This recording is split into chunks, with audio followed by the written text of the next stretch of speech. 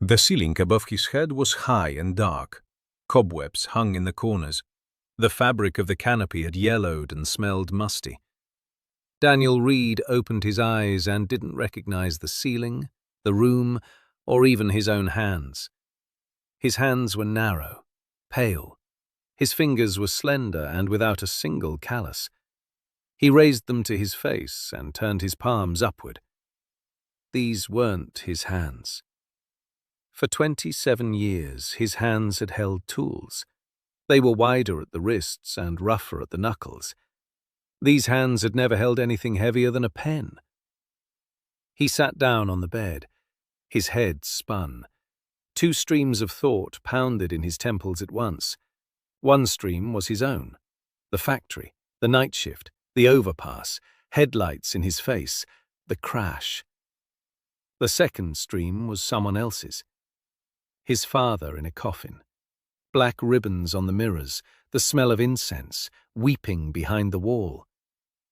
Baron Reed's funeral had taken place yesterday. Dan clenched the stranger's fingers into a fist and felt the nails dig into his soft palm. It hurt. So it wasn't a dream. So he was here. Behind the bedroom door, someone was speaking quietly but tensely. An old, cracked voice kept repeating that there was no money, that the debt on the estate was 4 months overdue, that if the young master didn't sign the papers by the end of the week, the house would go to the creditor. The second voice was younger and harsher. It replied that it had no intention of waiting any longer and that the papers were on the desk in the study. Dan stood up. His legs were weak. His body swayed and he grabbed hold of the bedpost. 18 years old. The body of an 18-year-old boy who had never run or lifted anything heavier than a book. He took 2 steps toward the window. Beyond the cloudy glass lay the courtyard. The cobblestones between the stones were overgrown with grass. The stable on the right had a sagging roof. The fence around the garden was crooked. He saw all this through the eyes of the boy who had grown up here, and at the same time through the eyes of an engineer who had spent 27 years of his life among similar dying structures. The workshop in Toledo looked even worse. The roof was leaking. The machines were rusting. Management had already signed the demolition papers. Dan had turned that workshop around in 6 months. He knew how it was done. First, an inventory. Then, priorities. Then, a first small victory to win people over. He stepped away from the window. He found some clothes in the closet. The shirt was wrinkled but clean. The pants were a little too short. The boots were tight in the instep. A raincoat lay on the bottom shelf, heavy, dark green with worn elbows. His father's. A memory of the Daniel he used to be stirred a dull ache in his chest. He threw the raincoat over his shoulders and stepped out of the bedroom. An old man in a worn doublet was standing in the hallway. His face was wrinkled.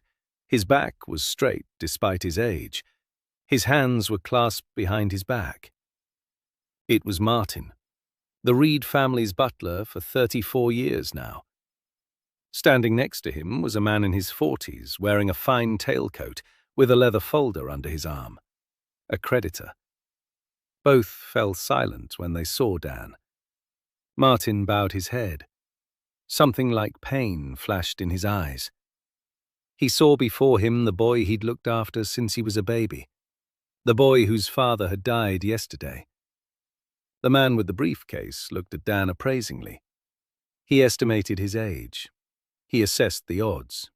Dan looked back at him, calmly, without fear or defiance.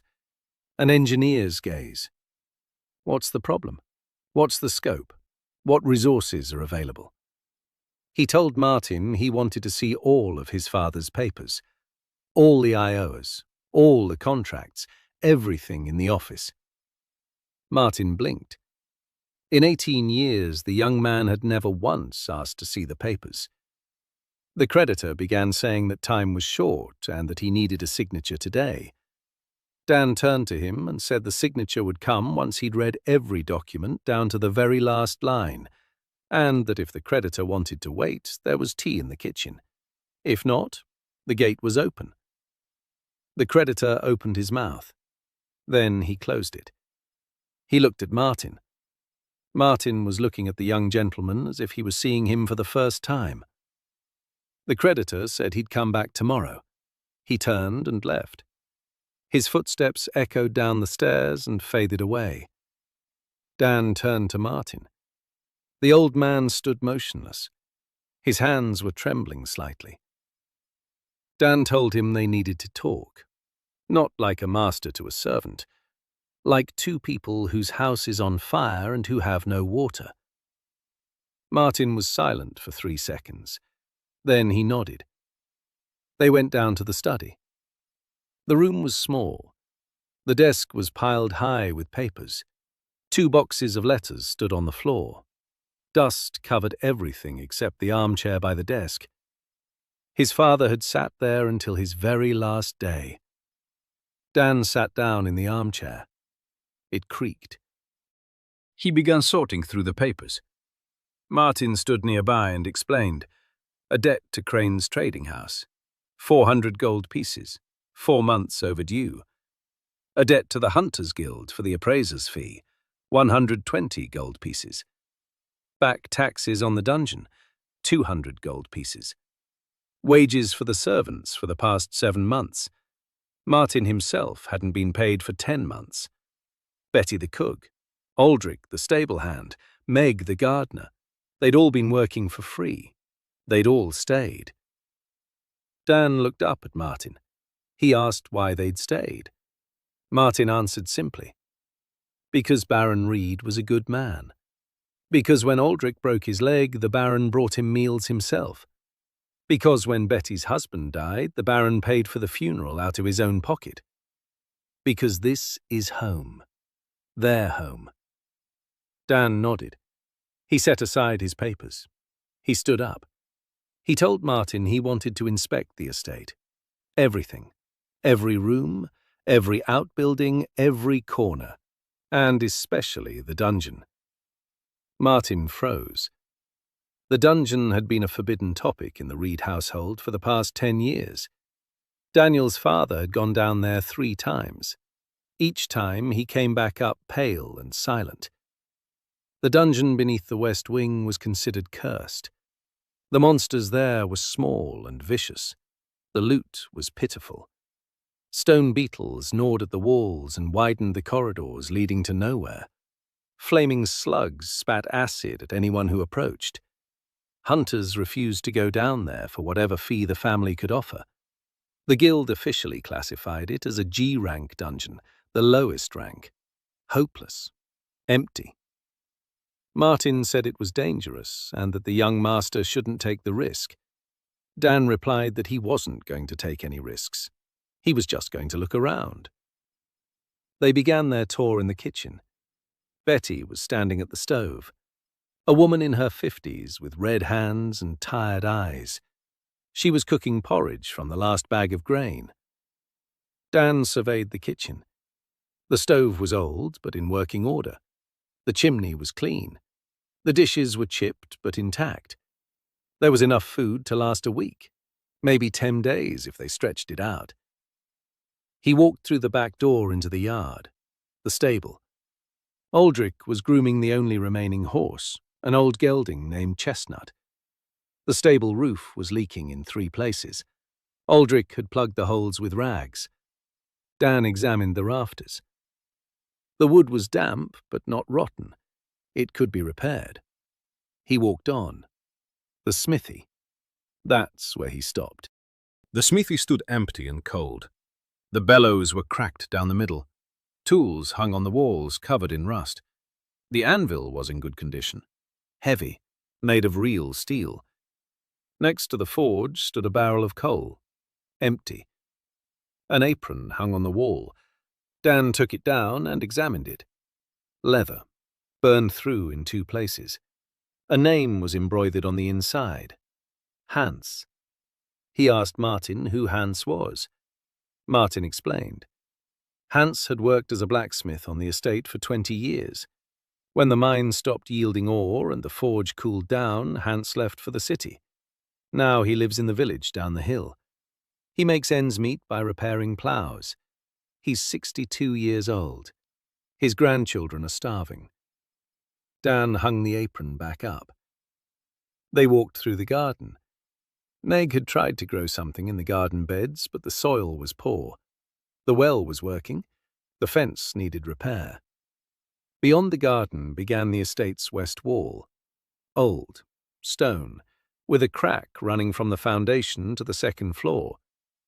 Behind this wall was the west wing, boarded up. Dan approached the door. The boards were nailed crisscross, rusty nails. Martin said his father had ordered the entrance boarded up 8 years ago. After his eldest son, Cain, went down into the dungeon and returned with a burn covering his entire arm. Cain died 2 years later while hunting, not in the dungeon, on a regular hunting trip in the woods. His horse bolted. After that, his father took to drinking and stopped leaving his study. Dan listened and felt someone else's memory weighing on him from within. He knew Cain. Or rather, the Daniel he used to be knew him. His older brother. Tall, strong, the only one in the family who could become a hunter. The Reed family's only hope. Dan clenched his teeth. He grabbed a board and pulled. The nails creaked. Martin grabbed him by the elbow. There was fear in the old man's eyes. Dan looked at him and said he needed to see it. If the dungeon was their only asset, he had to know what condition it was in. Martin didn't understand the word asset, but he understood the tone. It was the tone of a man who had made up his mind. The old man let go of his arm. Dan tore out 3 planks. Behind them was a door. Heavy, oak, with an iron handle. He pulled. The door creaked open. From the darkness came a smell of dampness and something else. Something warm, like the air from a burning stove. A stone staircase led downward. The steps were worn down in the middle. Hundreds of years of footsteps, thousands of descents. Dan took a step, then another, a third. With every step the air grew warmer. On the 10th step he stopped. Ahead the corridor stretched into the darkness. Veins flickered faintly on the walls, as thin as capillaries, pale blue. They pulsed, slowly, rhythmically, like the heartbeat of something enormous and dormant. Dan froze. His mind suddenly went quiet. Both memories fell silent. And in that silence he heard it. Not with his ears, somewhere deeper.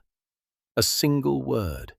Short, hoarse, like the voice of a machine that hadn't been turned on in a very long time. The word was simple. I'm here. Dan stood on the stairs in a stranger's body, in a strange world, wearing the dead Baron's coat, and the dungeon beneath his feet was waiting for him. He exhaled. He turned to Martin, who was standing at the top, clinging to the doorframe, and he said he needed a candle, a rope, and that copper contraption standing in the basement of the east wing. Martin asked why he needed his late grandfather's moonshine still. Dan replied that he didn't know yet, but he'd find out soon. Martin brought a candle, a thick one, a tallow candle. It burned with a yellow, flickering light. He brought a clothesline rope, strong but short, about 10 meters. Dan tied one end around his waist and handed the other end to Martin. He said that if he tugged on it 3 times, Martin should pull. Martin nodded. His hands were shaking, but he held the rope tightly. Dan went downstairs. The steps ended after 20 steps. The hallway widened. The ceiling rose. The veins on the walls glowed a little brighter. The blue light mingled with the yellow from the candle, and the shadows moved strangely. The floor was stone, smooth, not carved, but as if it had grown there, like bone. Dan walked slowly. He counted his steps. 30. 50. On the 72nd step, the corridor ended and a hall opened up. Small, 15 meters across, a domed ceiling. In the center of the hall stood a stone, not a boulder nor a fragment, a smooth pillar, waist-high. From its top grew those very veins, spreading out across the walls, ceiling, and floor, like the roots of a tree turned inside out. The core. Dan knew this from the memories of the body's former owner. Every dungeon had a core, the heart of the labyrinth. The walls grew from it. Monsters were born from it. Mana flowed through it. The landowner had a claim to the dungeon's loot, but not to the core itself. The core belonged to the gods. So said the church. So it was written in the laws. That's what everyone believed. Dan stepped closer. He placed his palm on the stone. The stone was warm, not hot, warm like the skin of a living creature. The veins beneath his fingers twitched. The light within them grew brighter for a moment. And that voice again, not in his ears, inside his head. 2 words this time. He'd waited a long time. Dan withdrew his hand. His heart was pounding. He was standing in a dungeon that was at least several hundred years old, and it was speaking to him. It had been waiting for him. He looked around. 3 corridors led off from the chamber. The one on the left was dark and smelled of sulfur. The right one was blocked by a collapse, rocks and dust. The central one led straight ahead, and that same warm air was coming from there. Dan peered into the left corridor. The candle-illuminated walls covered in dark streaks. Puddles of murky liquid lay on the floor. Movement in the corner of his eye. Something small and glowing slid along the wall and vanished. Fire slugs, the memory of the former, Daniel suggested. Tiny creatures the size of a fist, translucent. A fire burns inside them. They spit weak acid when they sense a threat. The loot from them is minimal. Tiny mana crystals. One of them is worth half a copper coin on the market. To earn 1 gold coin from them, you'd have to kill 120 slugs. For an F-rank hunter, that's a day's work. In a day, he'll spend 2 gold coins on gear and food. A loss.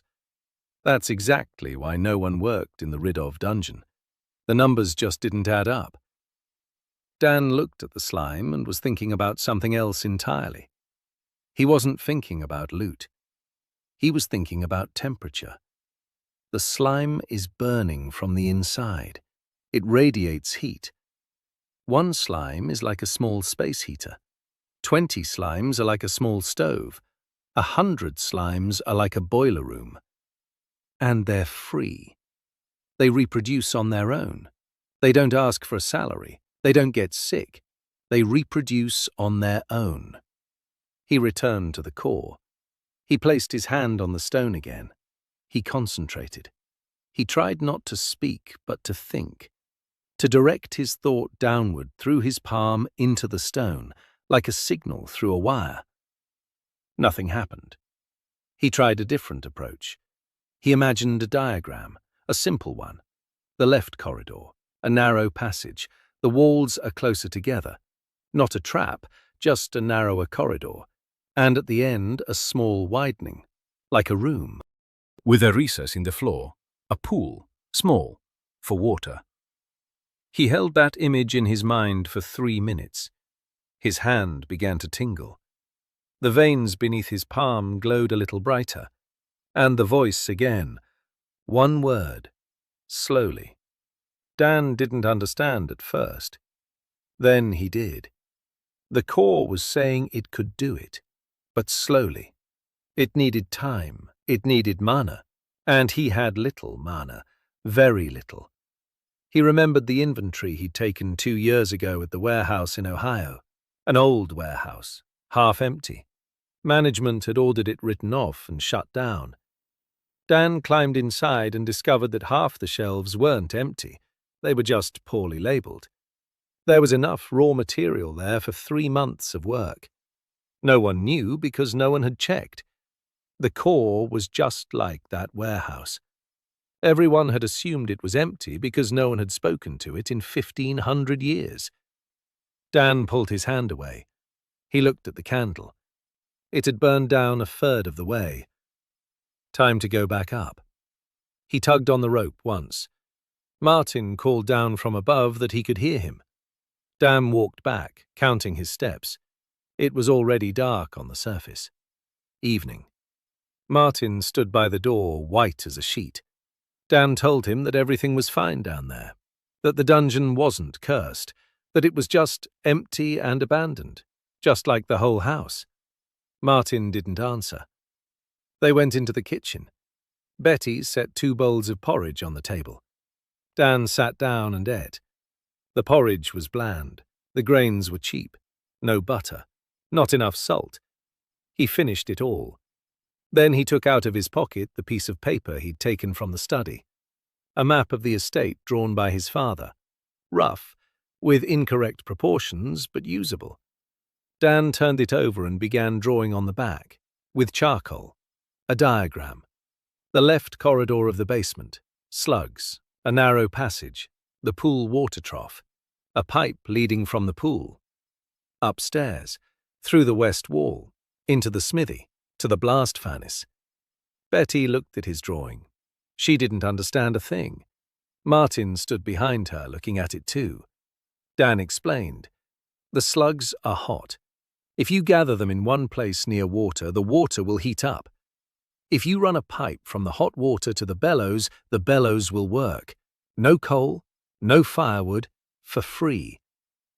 Martin asked how the young gentleman knew such things. Dan replied that he had read books.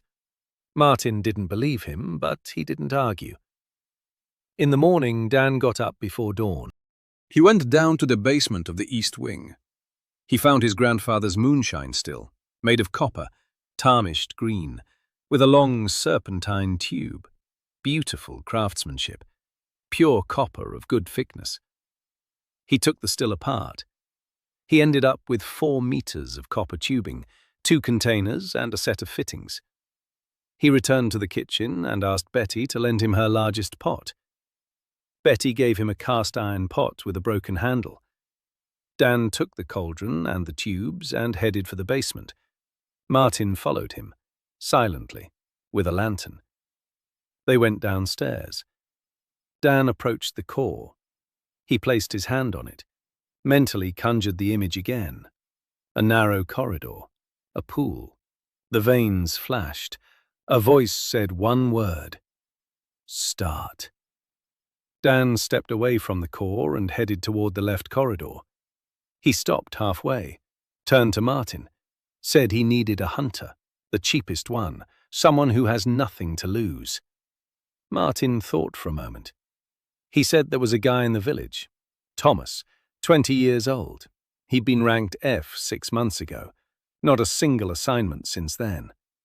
The guild doesn't give work to those without references, and references are only given to those who already have a job. It's a vicious cycle. Thomas sits at home and helps his mother in the garden. Dan said he needed Thomas first thing tomorrow morning. The pay was 1 silver coin a day. The task wasn't to kill monsters. The task was to stand by and not the monsters kill Dan while he's working. Martin looked at him for a long time. Then he asked quietly, "What happened to the young master?" Dan replied that nothing had happened, that he'd just finally woken up. Martin nodded. He turned around and went upstairs to negotiate with Thomas. Dan was left alone in the dungeon. He sat down on the floor next to the core. He leaned his back against the stone. It was warm. The veins pulsed steadily like a metronome. He closed his eyes. For a second, he allowed himself not to think about pipes and debts and slugs. For a second, he remembered his desk at the factory, the photo of his sister taped to the monitor with duct tape, the mug with the inscription that he'd never finished drinking from. the last breath before the blow. Then he opened his eyes. He stood up. He brushed off his pants. He went upstairs to plan for tomorrow. Thomas arrived at dawn. Thin, tall, ungainly. A short sword in a worn scabbard hung from his belt. A patched leather jacket hung on his shoulders. His face was young, but his eyes were already tired. The eyes of a man who hadn't been hired for half a year. Martin led him to the gate. Thomas looked at the estate and tried not to show his disappointment. He had expected something else. Any estate with a dungeon means money. Money means walls without cracks, servants in livery, and horses in the stable. Here there was a crack in the wall, 3 old men in threadbare clothes, and a single lame gelding. Dan came out to meet him wearing his father's cloak with soot on his fingers. He'd been drawing diagrams. He looked at Thomas. He sized him up. Skinny but wiry. He carries his sword correctly. The hilt is worn, so he trains. The scabbard is custom-fitted, so he's no fool. Dan said the job was simple. Stand by his side. Don't let anything kill him. Don't kill monsters without a command. 1 silver coin a day. Every day. No delays. Thomas asked why he shouldn't kill them. Dan replied that he'd explain downstairs. They went down. Martin stayed upstairs. Dan led the way with a candle. Thomas followed him, sword drawn. In the core chamber, Thomas stopped. He'd never seen the core so close up. In the dungeons, where he was allowed to train, the core was hidden behind 5 levels of monsters. Here it stood exposed, accessible, and glowing. Dan didn't bother to explain. He walked toward the left corridor. Thomas followed him, gripping his sword tightly. It was hot in the corridor. The walls were damp. There were puddles on the floor, and slugs. Dozens of them. Small, translucent lumps of light were crawling along the walls and ceiling. They noticed the men. A few of them turned around. Something gurgled inside them. Thomas raised his sword. Dan placed a hand on his forearm, told him not to move. The slugs were watching, or something like that. They had no eyes, but they could sense things. After a minute, they turned away. They continued crawling. Dan exhaled. He took 2 steps forward. He scanned the corridor. The walls here were wider than yesterday, but ahead he saw something new, a narrowing, a slight one, barely noticeable. The walls shifted ever so slightly, and beyond the narrowing, a recess began to form in the floor. Not deep, about 5 centimeters, but it was there. The core was working, slowly, just as it had said, but it was working. Dan felt something long forgotten stir inside him. Excitement. Not the thrill of gambling. The thrill of production. The thrill of getting things started. When you see the first piece fall into place and realize the design works. He'd spent 4 hours in the basement, taking measurements, counting slugs. 27 of them in the left corridor. The temperature by the wall at waist level. Hot, but bearable. You can keep your bare hand there for 3 seconds, so that means about 60 to 70 degrees. The air temperature in the center of the corridor. Warm. 35 to 40 degrees. Hotter closer to the slugs, cooler farther away. He wrote everything down. On paper. With charcoal. His handwriting was terrible. The fingers of this body weren't used to writing quickly, but the data was accurate. Thomas stood nearby, silently, watching. 2 hours later, he asked what Dan was doing. Dan replied that he was calculating. Thomas asked what exactly he was calculating. Dan said he was calculating how much heat the slugs produced, how far that heat could be transmitted, and how much the transmission would cost. Thomas didn't understand, but he nodded. They went upstairs for lunch. Betty had made soup, a thin soup made from the last of the vegetables. Dan ate and thought. After lunch, he went to the forge. He stood in the middle of the cold room. He examined the furnace. A crack ran across the top. Deep, but not all the way through. Dan climbed inside the forge. He inspected the chimney. There was draught. The grate was in place. The damper worked. The forge could be repaired. He'd need clay and a couple of hours. He climbed out. He examined the wall between the smithy and the west wing. The wall was made of stone, thick, but at the bottom, near the foundation, there was an old drain. It was blocked with stones. Water used to flow out of the smithy through it. If we clear out the drain, we'll create an opening. We can run a pipe through that opening. The pipe will go from the smithy down through the west wing into the basement to the hot water pool that Yadro is currently building. Dan sat down on the smithy floor and drew a complete diagram. A pool in the basement. The slugs heat the water. The hot water rises through a copper pipe. It enters the furnace through the bottom. A loop inside the furnace transfers heat. The cooled water flows back down through a second pipe, a closed loop, just like in a factory, just like in a textbook. The problem was the pipe. 4 meters of copper tubing from the still isn't enough. It's about 15 meters from the pool to the forge if you go in a straight line. He needs another 11 meters. Copper is expensive. He doesn't have the money for copper. Dan pored over the diagram for an hour. Then he got up and went to see Martin. She asked if there was any more copper on the estate. Martin thought for a moment.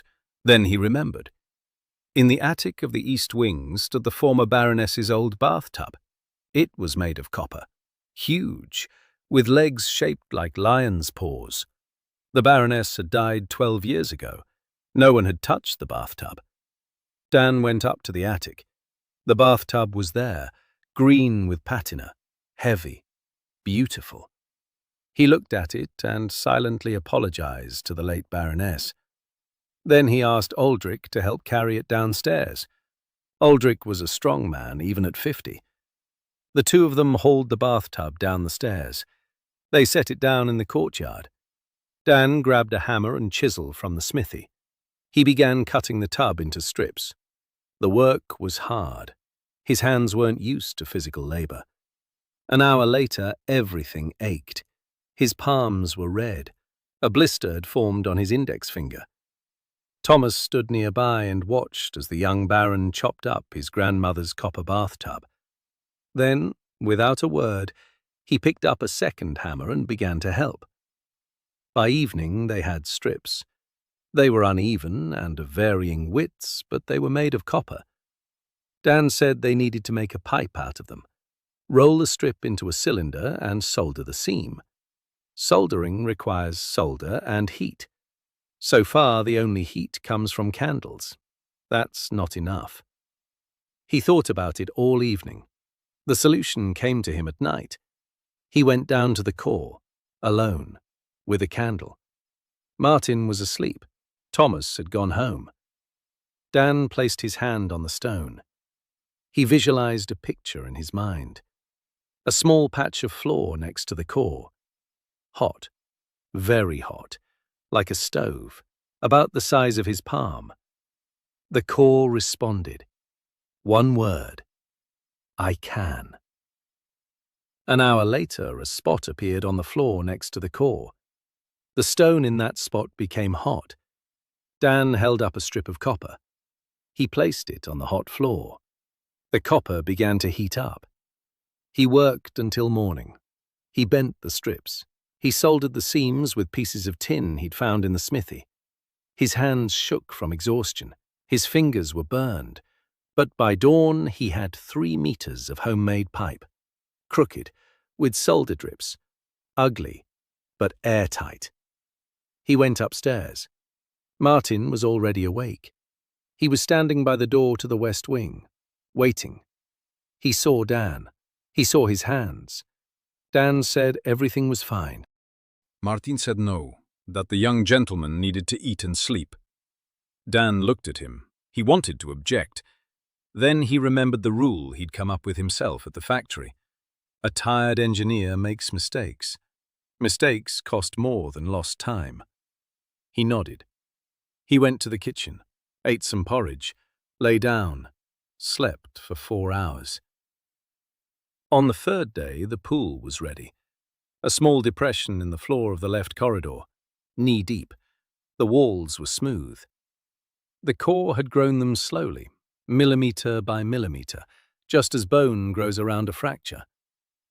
Dan went down in the morning with Thomas and saw that the depression was filled, not with water, a murky, warm liquid that smelled of sulphur.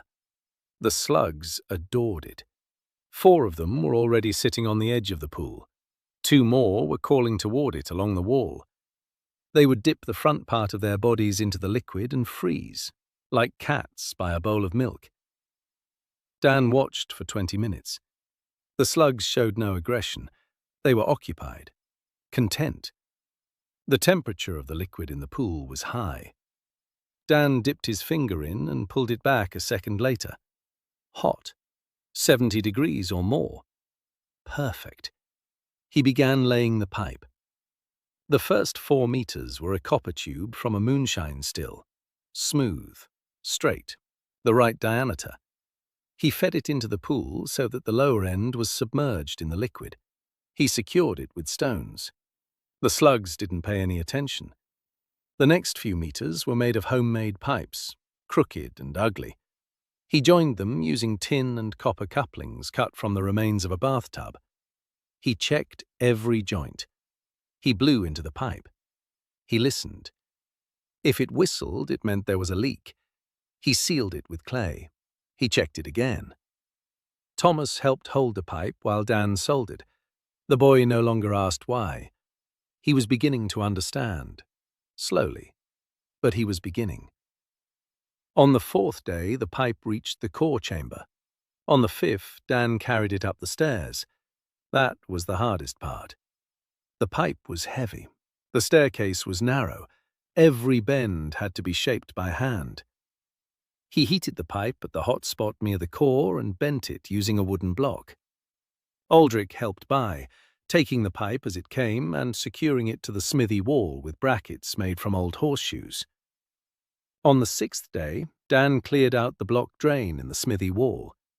He threaded the pipe through the opening, fed it into the furnace, bent it into a loop and pulled it back out. The second pipe ran alongside the first, back down into the dungeon. The return line, a closed loop. The hot liquid rises through one pipe, transferring heat to the furnace. The cooled liquid flows back down through the other.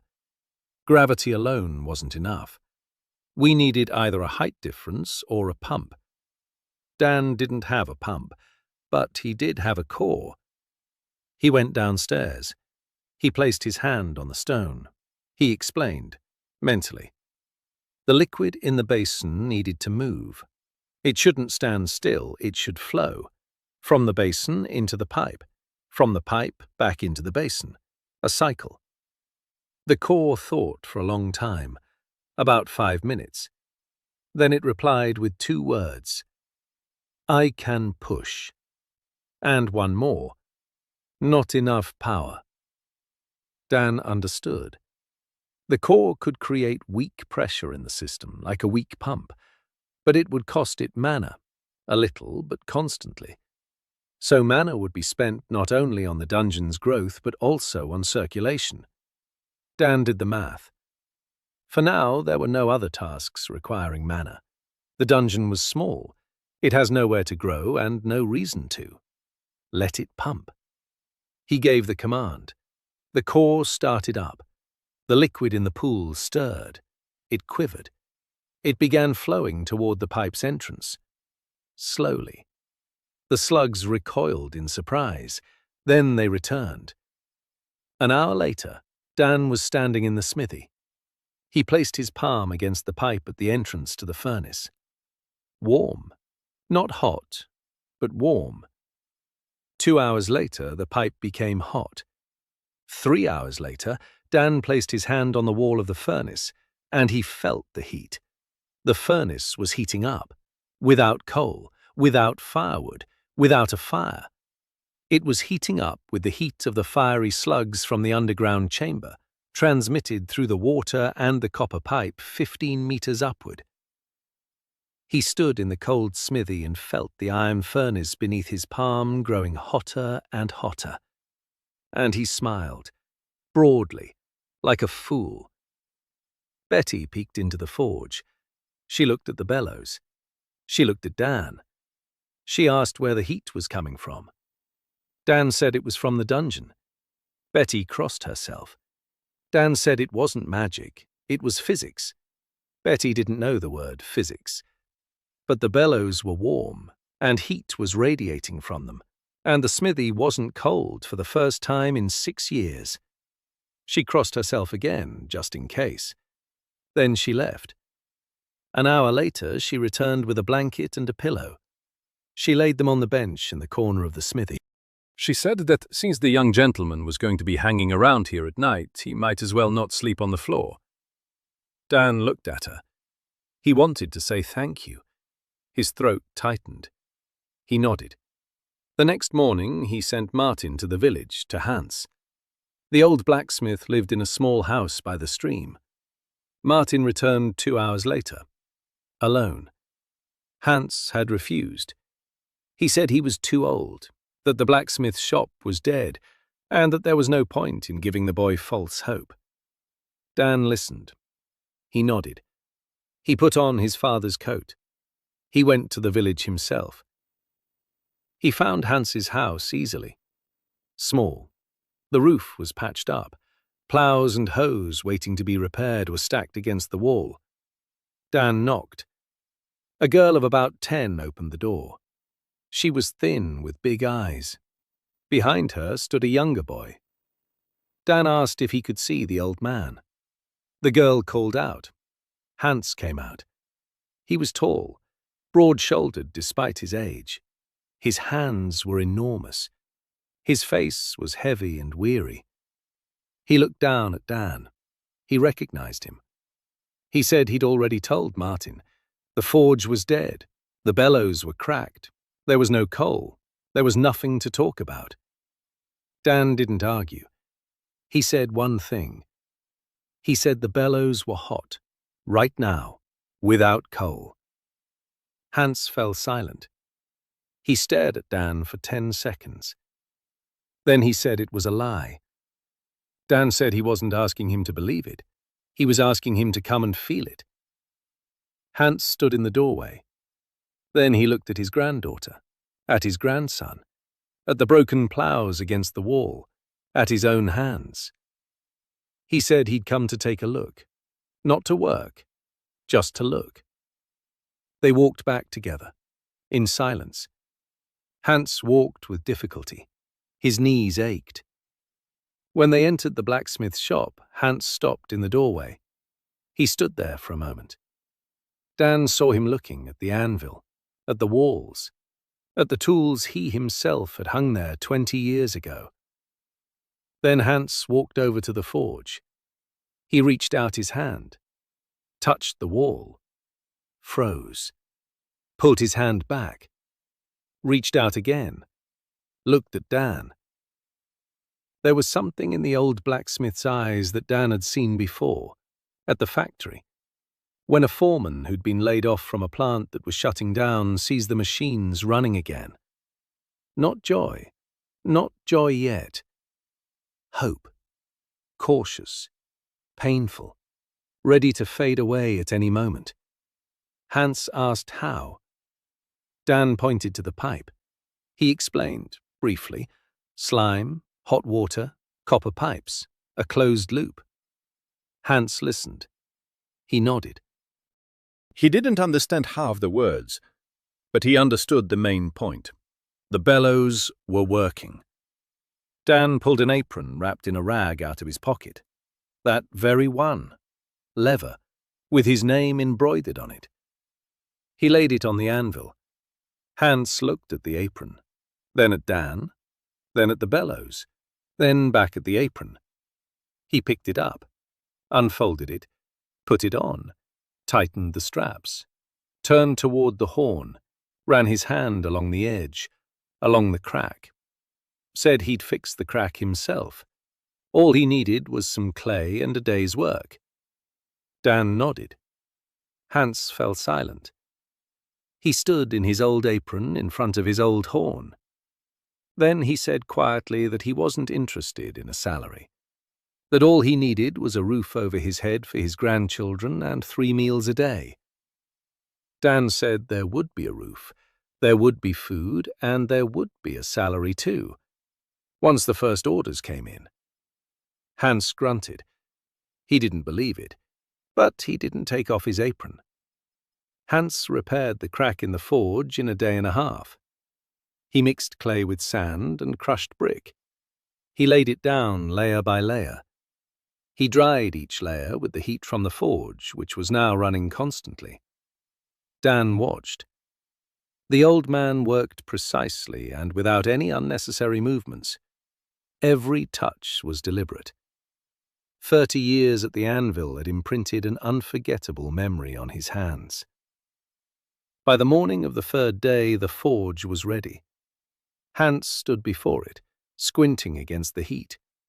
Then he turned to Dan and said they needed iron. Without iron, a blacksmith is just an old man in an apron. Dan had been expecting that question. He went down into the dungeon. He passed the left corridor where the slugs were sitting in the pool. He passed the cannonball. He approached the central corridor, the one from which warm air was flowing. He'd peeked in there yesterday. The corridor stretched about 30 meters and ended in a large hall. In the hall were stone beetles, about 15 of them, each about the size of a palm. Their shells were greyish-brown. Their jaws were small but sharp. They were gnawing at the walls constantly. They would bite off pieces of stone and process them inside their bodies. From time to time, a beetle would freeze, and a small lump would fall out from under its shell. Ore. Low grade, impure, but ore nonetheless. The stone beetles were living miniature mines. They ate stone and produced iron ore. The problem was the same as with the slugs. The yield was negligible. One beetle produced a lump of ore once every 2 or 3 days. 15 beetles meant 5 to 7 lumps a day. Each lump was the size of a walnut.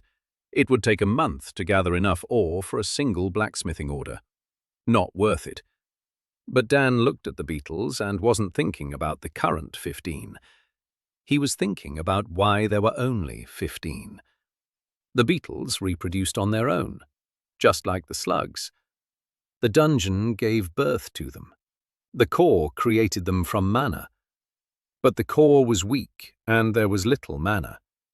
That's why there were 15 bugs and not 150. Dan went down to the core. He placed his hand on the stone. He asked mentally if more bugs were possible. The core replied slowly, "I can, but mana is used up by the water, by pushing the liquid through the pipes. If there are more bugs, the water will flow slower, or the bugs will move slower." Dan understood. A power limitation. Just like in a factory. There's enough electricity for either the machines or the lighting, not for both at once. You have to choose, or increase the power. He asked the core, "How do I increase mana?" The core thought for a long time. Then it replied with 3 words. "Monsters provide mana." Dan asked again mentally. The core clarified. "When monsters live in the dungeon, they consume mana. When a monster dies, its mana returns to the core, but not all of it. Some goes into the loot, some dissipates.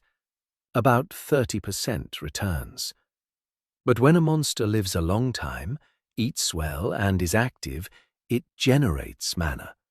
It doesn't consume it, it produces it, like a living battery. A monster that's content with life gives off more mana than it consumes." Dan withdrew his hand.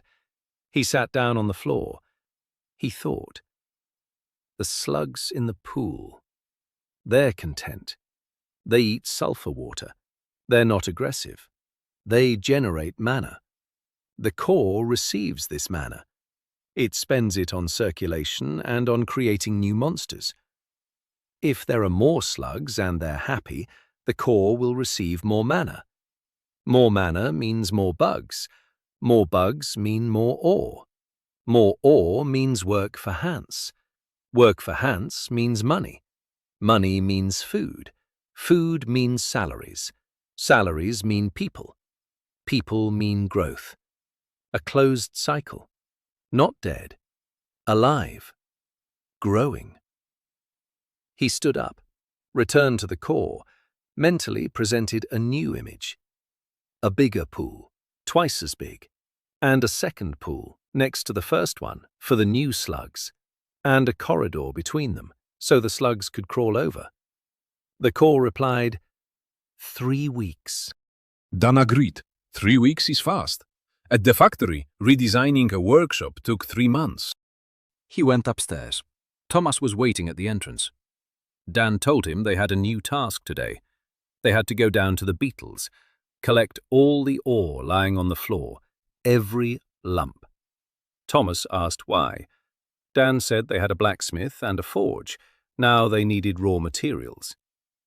They went down together. Thomas with his sword. Dan carried a sack. The bugs paid no attention to them. They were gnawing at the walls. Dan gathered up the lumps of ore. Small. Heavy. Some sparkled. Some were dull. He didn't know much about the ores of this world, but the weight and density suggested there was iron here. Lots of impurities, but Hans would sort it out. In 2 hours, they'd filled half a sack, about 10 kilograms, Dan estimated. 10 kilograms of ore might yield 3 or 4 kilograms of iron. That's not much, but it's a start. They carried the sack upstairs. Dan took it to the forge. He dumped it onto the workbench. Hans walked over. He picked up a lump. He turned it over in his hands. He sniffed it. He licked it. Dan raised an eyebrow. Hans explained that the tongue detects impurities better than the eyes. He said the ore was poor quality, too much slag, but it could be forged if smelted properly. He took a pair of tongs and placed the first lump into the forge. The forge was hot. Not red hot like from coal, but hot. Hot enough for the ore to start softening. Hans waited. He pulled it out, placed it on the anvil, struck it. Once, twice, 3 times. Sparks flew. The sound echoed through the smithy, clear, ringing. The first blow of a hammer within these walls in 6 years.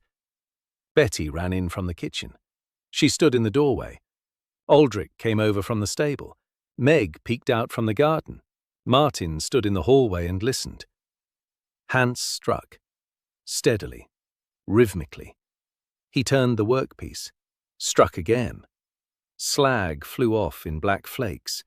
The metal grew brighter under the hammer. An hour later, a piece of iron lay on Hans's anvil. Small, rough, but clean.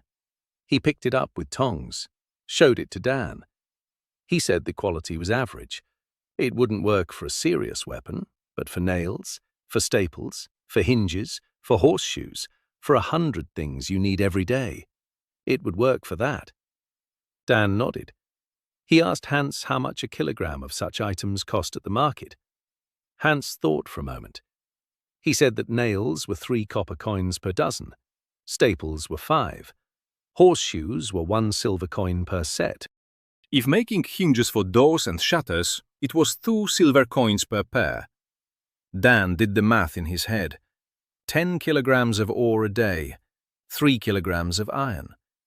From 3 kilograms, Hans can make about 100 nails, or 20 staples, or 4 horseshoes. In terms of money, that's between 30 copper coins and 4 silver coins a day.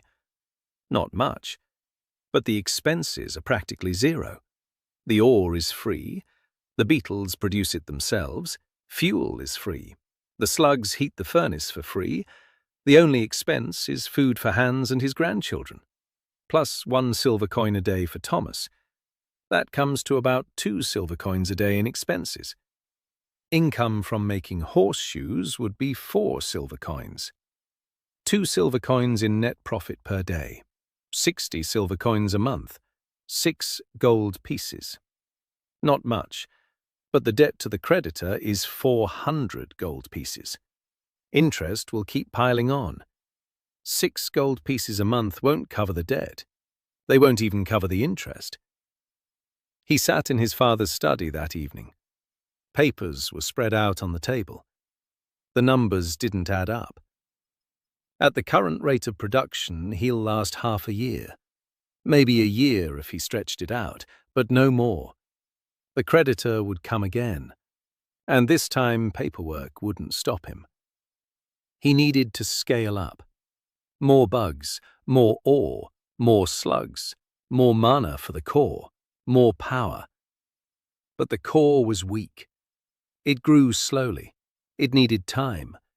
Time that Dan didn't have. He stood up. He walked over to the window. It was night. The moon hung above the trees. It was quiet. Somewhere in the village a dog was barking. He stood there and thought. At the factory, when they ran short on power, they didn't wait for a new generator to be built. They looked for an external source. They tapped into the city grid. They bought electricity from a neighboring plant. The core needs mana. Mana comes from monsters. The core creates monsters. A vicious cycle. But there's another source of mana. Hunters. Every hunter carries mana within them, a small amount. But when a hunter fights in a dungeon, they expend mana. Part of that mana dissipates. Some seeps into the ground, into the core. Everyone knew this. That's exactly why the dungeons that hunters frequented grew faster and were richer. Dungeons that no one visited withered and shrank. Dan needs hunters. Not just one Thomas, many on a regular basis. He returned to the table, took a blank sheet of paper, began to write. An announcement. Simple. The Reed Estate Dungeon. Open to F and E rank hunters. Entry fee 0. Free. Safety guaranteed. Hot meals after the raid. Free equipment repairs. He reread it. He thought. He added another line. All loot goes to the hunter. The estate takes no cut. This was unheard of. Every dungeon on aristocratic property was subject to a cut. 20% of the loot. 30, sometimes 50. That was the law. That was the owner's right. Dan was waiving that right. Completely. Because he didn't need the hunter's loot. He needed their mana, their presence, their footsteps in his dungeon. Every hunter who entered was a battery for the core. Every battle with a monster was a surge of mana into the walls, into the floor, into the core. The more hunters, the stronger the core. The stronger the core, the more monsters. More slugs, more bugs, more heat, more ore. He finished the announcement, set down his quill. He looked at the paper. Crooked letters, ink blots. Ugly, but understandable. In the morning, he'll give it to Thomas. Thomas will take it to the village, and to the city, and to the guild. Let them laugh. Let them twirl their fingers at their temples. Someone will come. Because among the lowest-ranking hunters there are those who have nowhere else to go. Those who aren't allowed into the proper dungeons. Those who are considered expendable. Meat. Cannon fodder. They have nothing to lose. And that is exactly why they will come. Dan blew out the candle. He lay down in bed. He closed his eyes. Down below, the estate, the core pulsed steadily and calmly. Slugs were heating the water. Beetles were gnawing at the stone. The horn was cooling slowly. Hans was sleeping in the smithy on a bench next to the anvil. He'd refused to go home. He said he'd keep an eye on the horn. His grandchildren were sleeping one floor up. Betty had made up their beds in the guest room. Meg had picked some wildflowers and placed them in a pitcher by their bed. Martin locked the gate for the night. For the first time in 6 months, he locked them in from the inside. Because for the first time in 6 months, there was something inside worth protecting. Dan lay there, listening to the silence of the old house. The house creaked. It breathed. It settled. But it wasn't dying. It wasn't dying anymore. Thomas took the notice to the village that morning. By lunchtime, he'd posted a copy on the bulletin board at the guild office in the town of Bromwell. It was the nearest town, a 3-hour walk from the estate. Small, dusty, with a single main street and a market on Thursdays. The guild office was housed in a former warehouse next to City Hall. Inside, it smelled of sweat and leather. Boards listing assignments hung on the walls. Almost all the assignments were for C-rank hunters and above. For F-rank hunters, only the scraps remained. Kill rats in the tavern's basement, gather mushrooms in a cave by the road, guard a caravan, one-time jobs, cheap, with no guarantees. Thomas posted Dan's ad at the very bottom of the board, between a job to clean out a sewer and a missing goat notice. Nothing happened for 3 days. On the 4th day, a girl showed up, skinny, short. Her black hair was pulled back into a ponytail. A sword hung at her belt, worn, with a rag wrapped around the hilt. Her cloak was tattered. Her boots were worn through. She stood at the estate gate, looking at the house with the expression of someone who expected a trap and was already calculating escape routes. Martin came out to meet her. He asked what she wanted. She said she'd come in response to the ad. Martin called for Dan. Dan came out into the yard. He looked at her. She looked at him. She was a year older, 19, but looked younger. Because she was thin, because of the dark circles under her eyes, because of the way she stood, tense, ready to run. He asked her name. She said Hannah Cho, rank F, registered with the guild for 8 months, not a single permanent contract. He asked why she'd come. She answered directly. Because it's free. Because she had nowhere else to go. Because she'd cleared 4 dungeons in a month and everywhere else either charged a 10 silver entrance fee, demanded half the loot, or both. And she didn't have 10 silver. And half the loot was too much when you're feeding 4 people. Dan nodded. He didn't ask any unnecessary questions. He said the dungeon was small.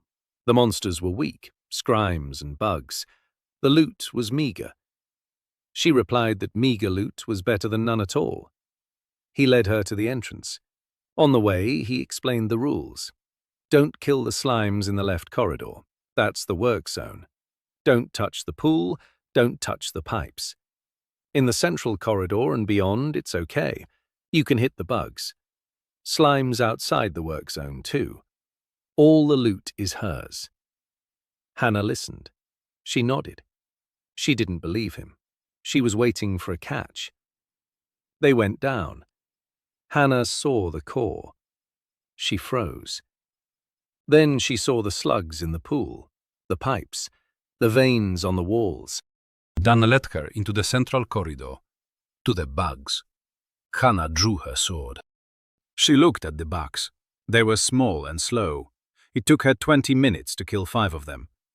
A small mana crystal fell out of each one, plus their shells, plus their jaws.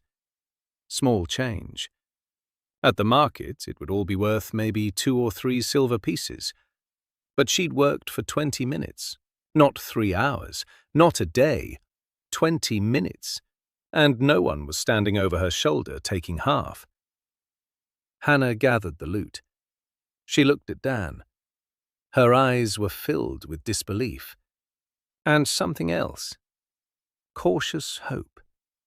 The same kind Hans had when he touched the hot horn. She asked if she could come every day. Dan said she could. She asked if it was true that the food was free. Dan said that Betty made soup for lunch and everyone who worked in the dungeon ate for free. Hannah pressed her lips together. She nodded. She went upstairs. She ate. The soup was thin. She ate 3 bowls. Betty watched and silently poured her more. Hannah left while it was still light out. The next morning she came back. And the next. And the next. By the end of the first week she was coming as if to work. At dawn, she'd leave at sunset. Between her runs, she sat in the kitchen and sharpened her sword. Betty started leaving her a portion of dinner wrapped in a rag. Hannah would take it and carry it away. Dan knew where. To her brothers and sister. In the second week, another one arrived. A guy. Rick. 22 years old. F rank. A former farmer's son. He became a hunter because his farm burned down. Quiet. Hard-working. He held his sword unsteadily, but he tried his best. Dan signed him up, showed him the dungeon, explained the rules. Rick nodded silently. Then he went down and methodically killed bugs for 2 hours, collected the loot, ate, left, came back the next day. By the third week, there were 5 of them. Hannah, Rick, a girl named Nora, a guy named Cal, another guy, Sam, all F rank, all young, all hungry, all with the same story. The guild doesn't give out decent quests. Dungeons are either too expensive or too dangerous. Their gear is falling apart. No money. Dan watched them. He kept track. 5 hunters in the dungeon every day. Each spends down there for 2 to 4 hours. Every battle with a monster is a burst of mana. The core absorbs it. He could feel the difference. When he placed his hand on the stone in the evenings, the core's voice grew slightly louder, slightly clearer. The words grew longer. Instead of 1 word, 2. Instead of 2, 3. The core told him that the mana was growing. Slowly, slowly, but it was growing. The new slime pool would be ready in 2 weeks instead of 3. Dan smiled. The system was working. The hunters were bringing in mana. Mana flowed into the core. The core created more monsters. More monsters meant more loot for the hunters. More hunters meant more mana. The flywheel began to spin. But there was a side effect Dan hadn't anticipated. Hannah had grown stronger. Over the course of 3 weeks in the dungeon, she'd gone from hesitant strikes to clean, efficient movements. Dan didn't understand why. Then he realized. Safety.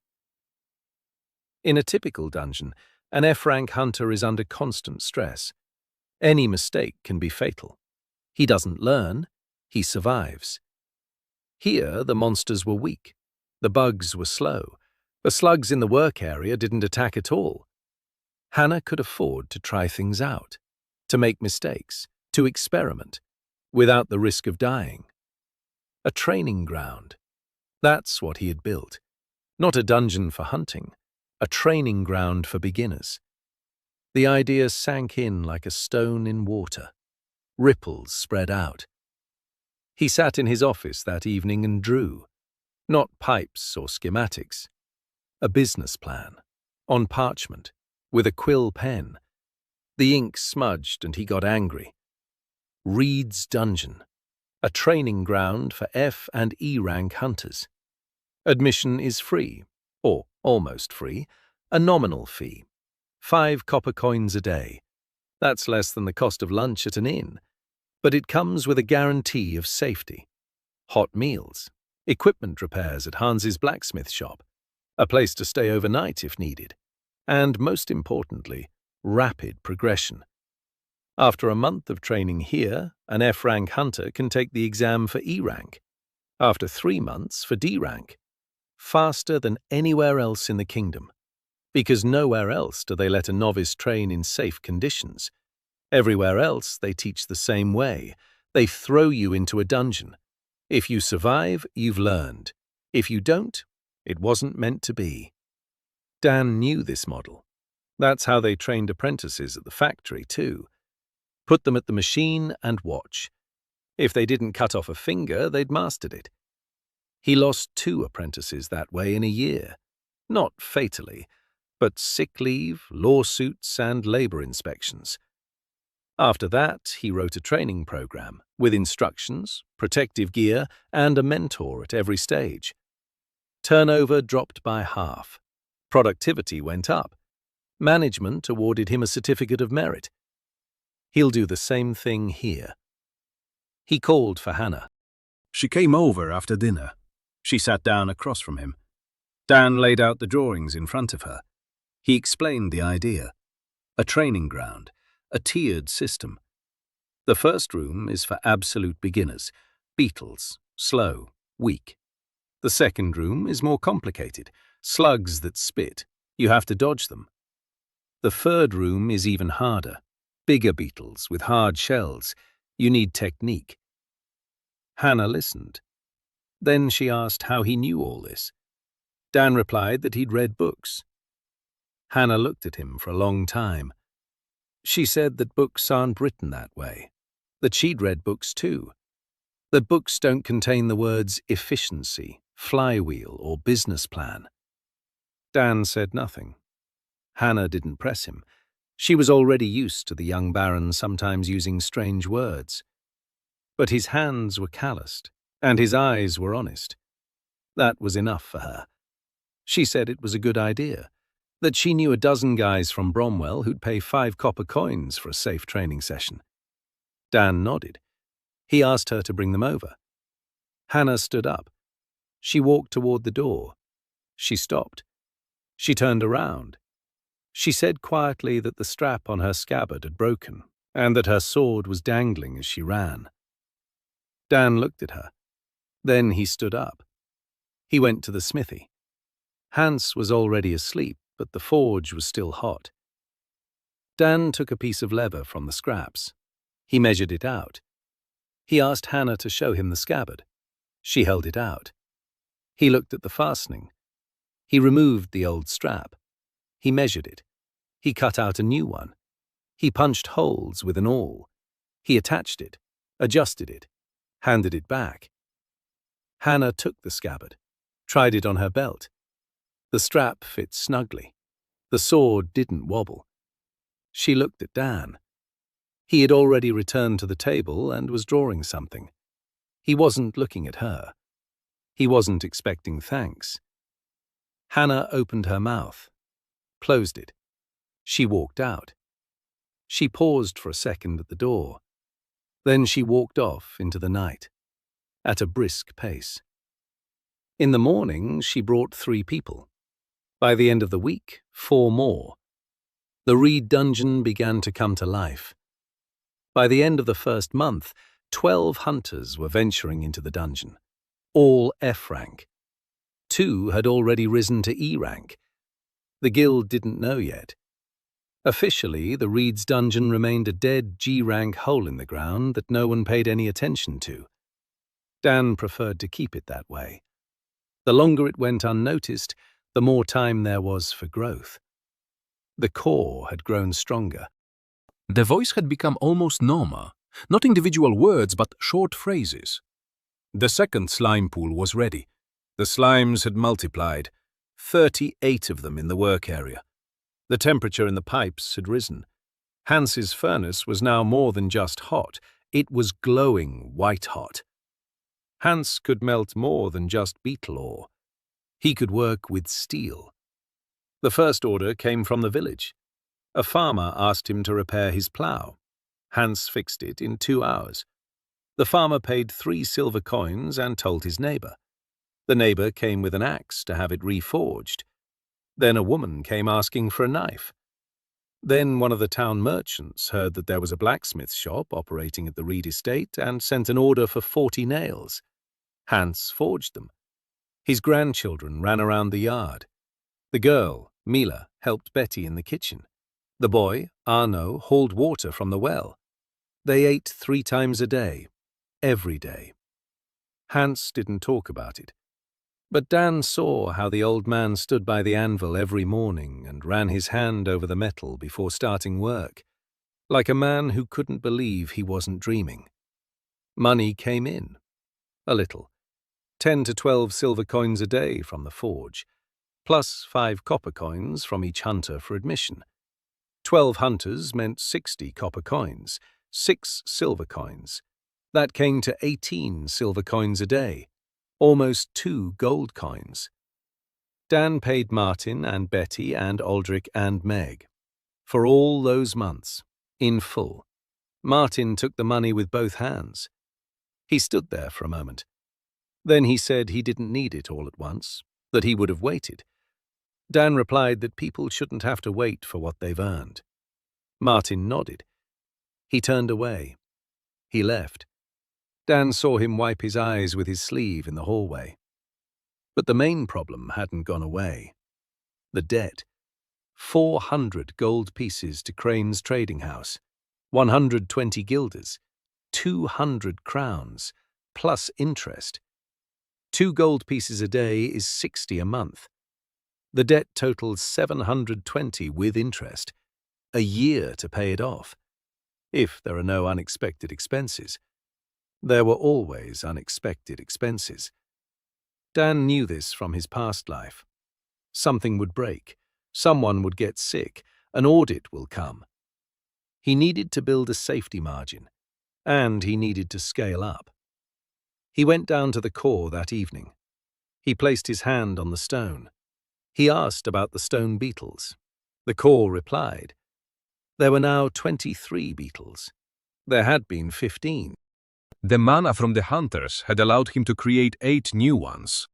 Each beetle now yielded a lump of ore every day and a half, rather than every 2 or 3 days as before. They had become more active because the mana was flowing more abundantly, because the dungeon was waking up. Dan asked the core to show him a map. Mentally. The core tried. A blurry image appeared in Dan's mind. Outlines. The core's chamber in the center. 3 corridors. The left one with pools and slugs. The central one with the beetles. The right one was blocked. Dan asked about the right corridor. The core fell silent. Then it said, "Old. Deep. I don't know. Haven't been there in a long time." Dan withdrew his hand. The right corridor piqued his interest. But now wasn't the time. Stability first, expansion later. He set to work on the hunter's gear. Hannah went into the dungeon every day, and he'd seen her gear falling apart. Her cloak was torn in 3 places. Her braces were cracked. Her boots were leaking. She hadn't complained, but Dan had noticed. He went to Hans. He explained what was needed. Gauntlets made of beetle steel, custom-fitted to Hannah's size. Hans asked what size. Dan pulled out a piece of paper with the measurements written on it. Wrist circumference, forearm length, distance from the palm to the elbow.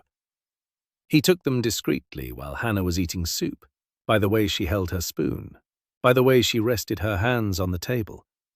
An engineer's eye for detail. Hans looked at the measurements. He grunted, then he got to work. 2 days later, the arm guards were ready. Simple, unadorned but precise, lightweight, with a soft leather lining, with clasps that could be unfastened with one hand. Dan thought about how a hunter sometimes needs to quickly remove his gauntlets, if his hand is injured, if he needs access to the wound, if the gauntlet gets stuck. A one-handed clasp, a small detail, but a detail that could save a life. He set the gauntlets on the kitchen table. In the morning, when Hannah came in, she saw them, picked them up, turned them over in her hands, tried them on. The gauntlets fit like a glove. She looked at Dan. He was eating porridge and wasn't looking at her. She put them on, fastened them, unfastened them, fastened them again. She looked at the one-handed clasp. Then she looked at Dan again. He was still eating his porridge. Hannah sat down at the table. She was silent. Then she said quietly that they fit her perfectly. Dan nodded. He said they'd last for at least 50 more raids. No need to buy new ones. Hannah pressed her lips together. She stood up. She went down to the dungeon. That day she killed twice as many bugs as usual. By evening she returned. Without a word, she placed a bag of loot in front of Dan. Dan looked at it. He said the loot was hers. That's what the rules say. Hannah replied that it wasn't loot. It was her share. Her share for the gauntlets. Dan started to object. Hannah looked at him in a way that made him fall silent. He took the bag. He nodded. Hannah left. Dan opened the bag. Inside were mana crystals, carapaces, bug jaws, and one thing he'd never seen before. A small stone, smooth, warm, with a bluish glow inside. He showed it to the core. The core was pleased, as much as a tired ancient machine can be. It said it was a shard of mana. Rare, concentrated. A single shard like this is worth as much mana as 10 hunters in a week. Hannah found it by accident. In a wall. She knocked it out with her sword when she missed a beetle. Dan sat there with the shard in hand and thought. A coincidence. But in engineering there are no coincidences. There are unforeseen results, and there are systems that create the conditions for unforeseen results. Hannah found the shard because she had grown stronger. She had grown stronger because she trained in safety. She trained in safety because Dan created the training ground. The training ground works because the core is growing. The core is growing because the hunters bring mana. Every link in the chain is connected to every other. He placed the shard in the palm of his hand. He carried it to the core. He pressed it against the stone. The core absorbed it in a second. The veins on the walls flared brightly. A wave rippled through the entire dungeon. The slugs in the pools froze for a moment. The beetles stopped gnawing. Then everything returned to normal. But the core grew louder, and it spoke a phrase, a complete one, the first ever. Thank you. I haven't eaten like this in a long time. Dan withdrew his hand. He sat down on the floor. He leaned against the core. He closed his eyes. The core pulsed warmly and steadily against his back, like a heart. He sat there for 10 minutes, thinking of nothing. Then he stood up. He dusted himself off. He went upstairs. There was a lot of work to do. In the 6th week, a creditor arrived. Not the small-time one who'd come on the first day. A representative from Crane Trading House arrived. In person, on a fine house, accompanied by 2 bodyguards. His name was Victor Home. A man of about 45, graying temples, a neat beard, an expensive frock coat, gloves made of fine leather, cold, watchful eyes. He had come to collect the debt or the estate. Martin met him at the gate, showed him into the study. Dan was waiting at the table. There were papers on the table. All the IOUs, all the calculations. Everything neatly laid out. Sarah Winthrop had laid it out. She'd shown up 3 days ago, a 17-year-old girl in an old dress and thick-lensed glasses. She'd come in response to an ad Dan had posted in Bromwell. The ad was short. Accountant wanted. Can't pay, but I promise not to cheat. Sarah read it and came, because she, too, had nowhere else to go. The Winthrop household had once a respected family of accountants. They kept the books for 3 baronial households.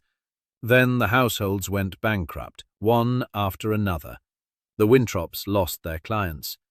Sarah's father died of consumption. Her mother worked as a laundress. Sarah had been counting other people's money since she was 10 and knew what double-entry bookkeeping, depreciation, and working capital were. Only no one needed that, because a 17-year-old girl in glasses isn't an accountant. She's a nobody. Dan sat her down at the desk in his office. He gave her all his father's papers. He told her to sort it out. Sarah worked on it for 2 days straight, with almost no sleep. She got all the accounts in order. She listed every debt, every interest rate, every due date. She drew up a summary table, a neat one, with even columns, with underlines, with a total row. Dan looked at the spreadsheet and, for the first time in a month, felt like he had someone backing him up. Now Sarah was sitting in the corner of the office, with a pen at the ready, writing down every word. Victor Holmes sat down in an armchair. He looked at Dan. He looked at the papers. He began by saying that the Crane Trading House held the Reed family in high regard, that the memory of the late Baron was sacred, that no one wanted any trouble. But the debt was 400 gold pieces. It was 5 months overdue. Interest had accrued for another 40.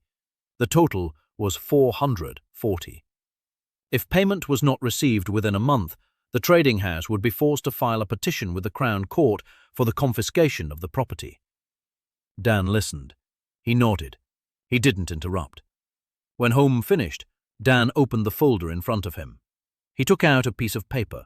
He showed it to him. It was a report prepared by Sarah. The estate's income for the past month, 18 silver coins a day, 54 gold coins a month.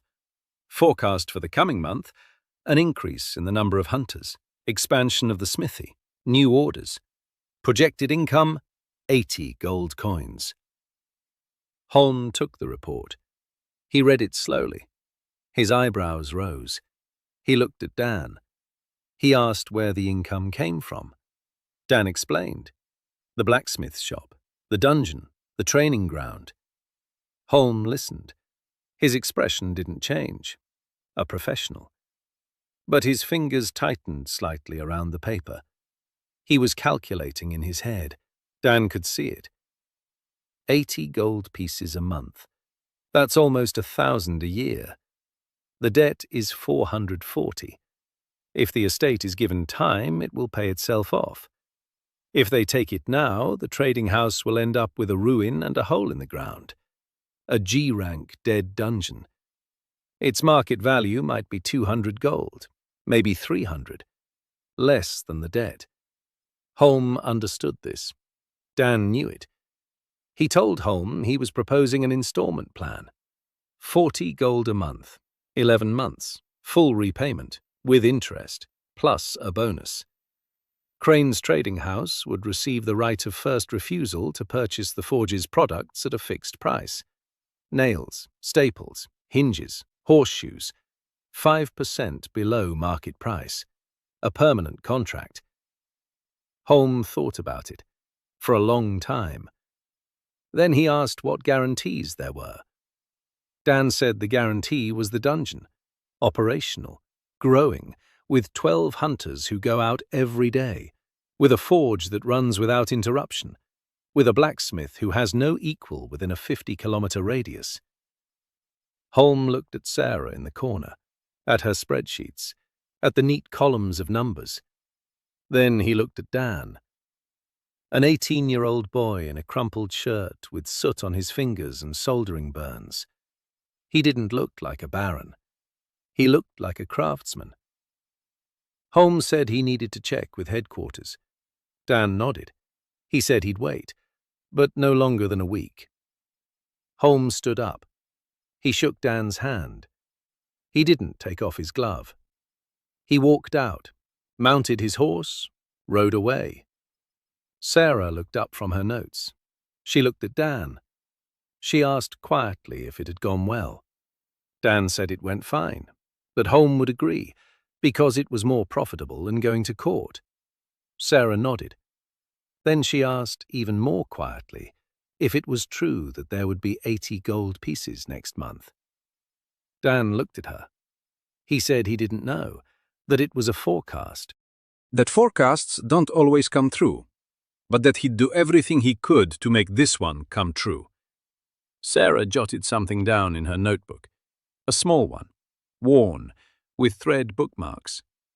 She wrote down everything Dan said there, not because he asked her to, because every word he spoke carried weight. He didn't tell tall tales. He didn't make empty promises.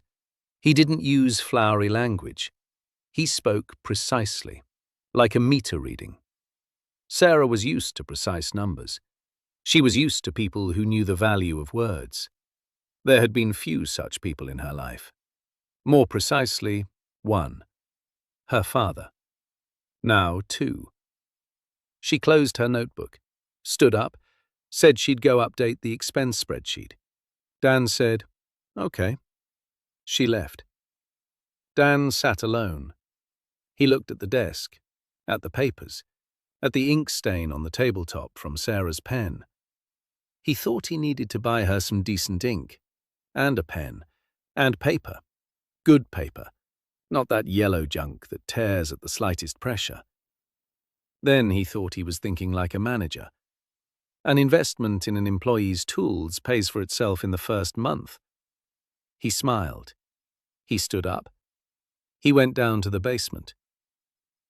That evening he stood by the core, his hand on the stone.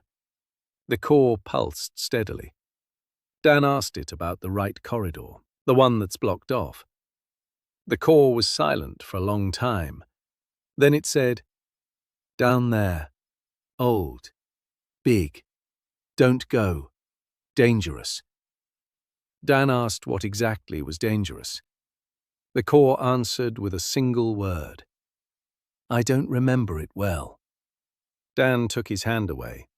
He didn't press the issue. The core was like an old man with memory lapses. 1,500 years without an operator, without supervision, without a voice in the darkness. Anyone would have forgotten. He went upstairs. Hannah was sitting in the kitchen. She was having dinner. 3 of her trainees were sitting next to her. Newcomers. She was teaching them, showing them how to hold a sword, how to move in a narrow corridor, how not to leave their backs exposed. Dan hadn't asked her to do this. She was doing it on her own, because someone had to, because no one had taught her, and she knew what it was like. Dan sat down at the table. Betty set a bowl of soup in front of him, thick, with meat. A farmer from the village had brought a ram in payment for plough repairs. Betty had been cooking it all day. The soup was hot and rich. Dan ate and listened as Hannah explained to the newcomer that you shouldn't swing your arms over your head in a low-ceilinged hallway. That the ceiling doesn't forgive. That she herself had gotten a bump on her head that way on her first day. The newcomer listened with her mouth agape. Hannah spoke sternly but without malice, like an older sister. Dan finished eating. He stood up. He told Hannah that the manager he needed her help, downstairs. Hannah nodded. She didn't ask why. She trusted him. Dan left the kitchen and went to the study. He sat down at the desk. He picked up a quill. He began to write a letter. To the Hunters Guild, an official one, with the Reed House seal which he'd found in a desk drawer. The letter was about registering a training ground, officially, by law, with a license, with the right to admit hunters onto the premises, with the right to issue recommendations for rank advancement. This was the next step. Without a license, he was operating in a grey area. Any inspector could shut him down with a single visit. With a license, he would become legal, recognized, protected by law. He wrote for a long time. The ink smudged. The letters were crooked.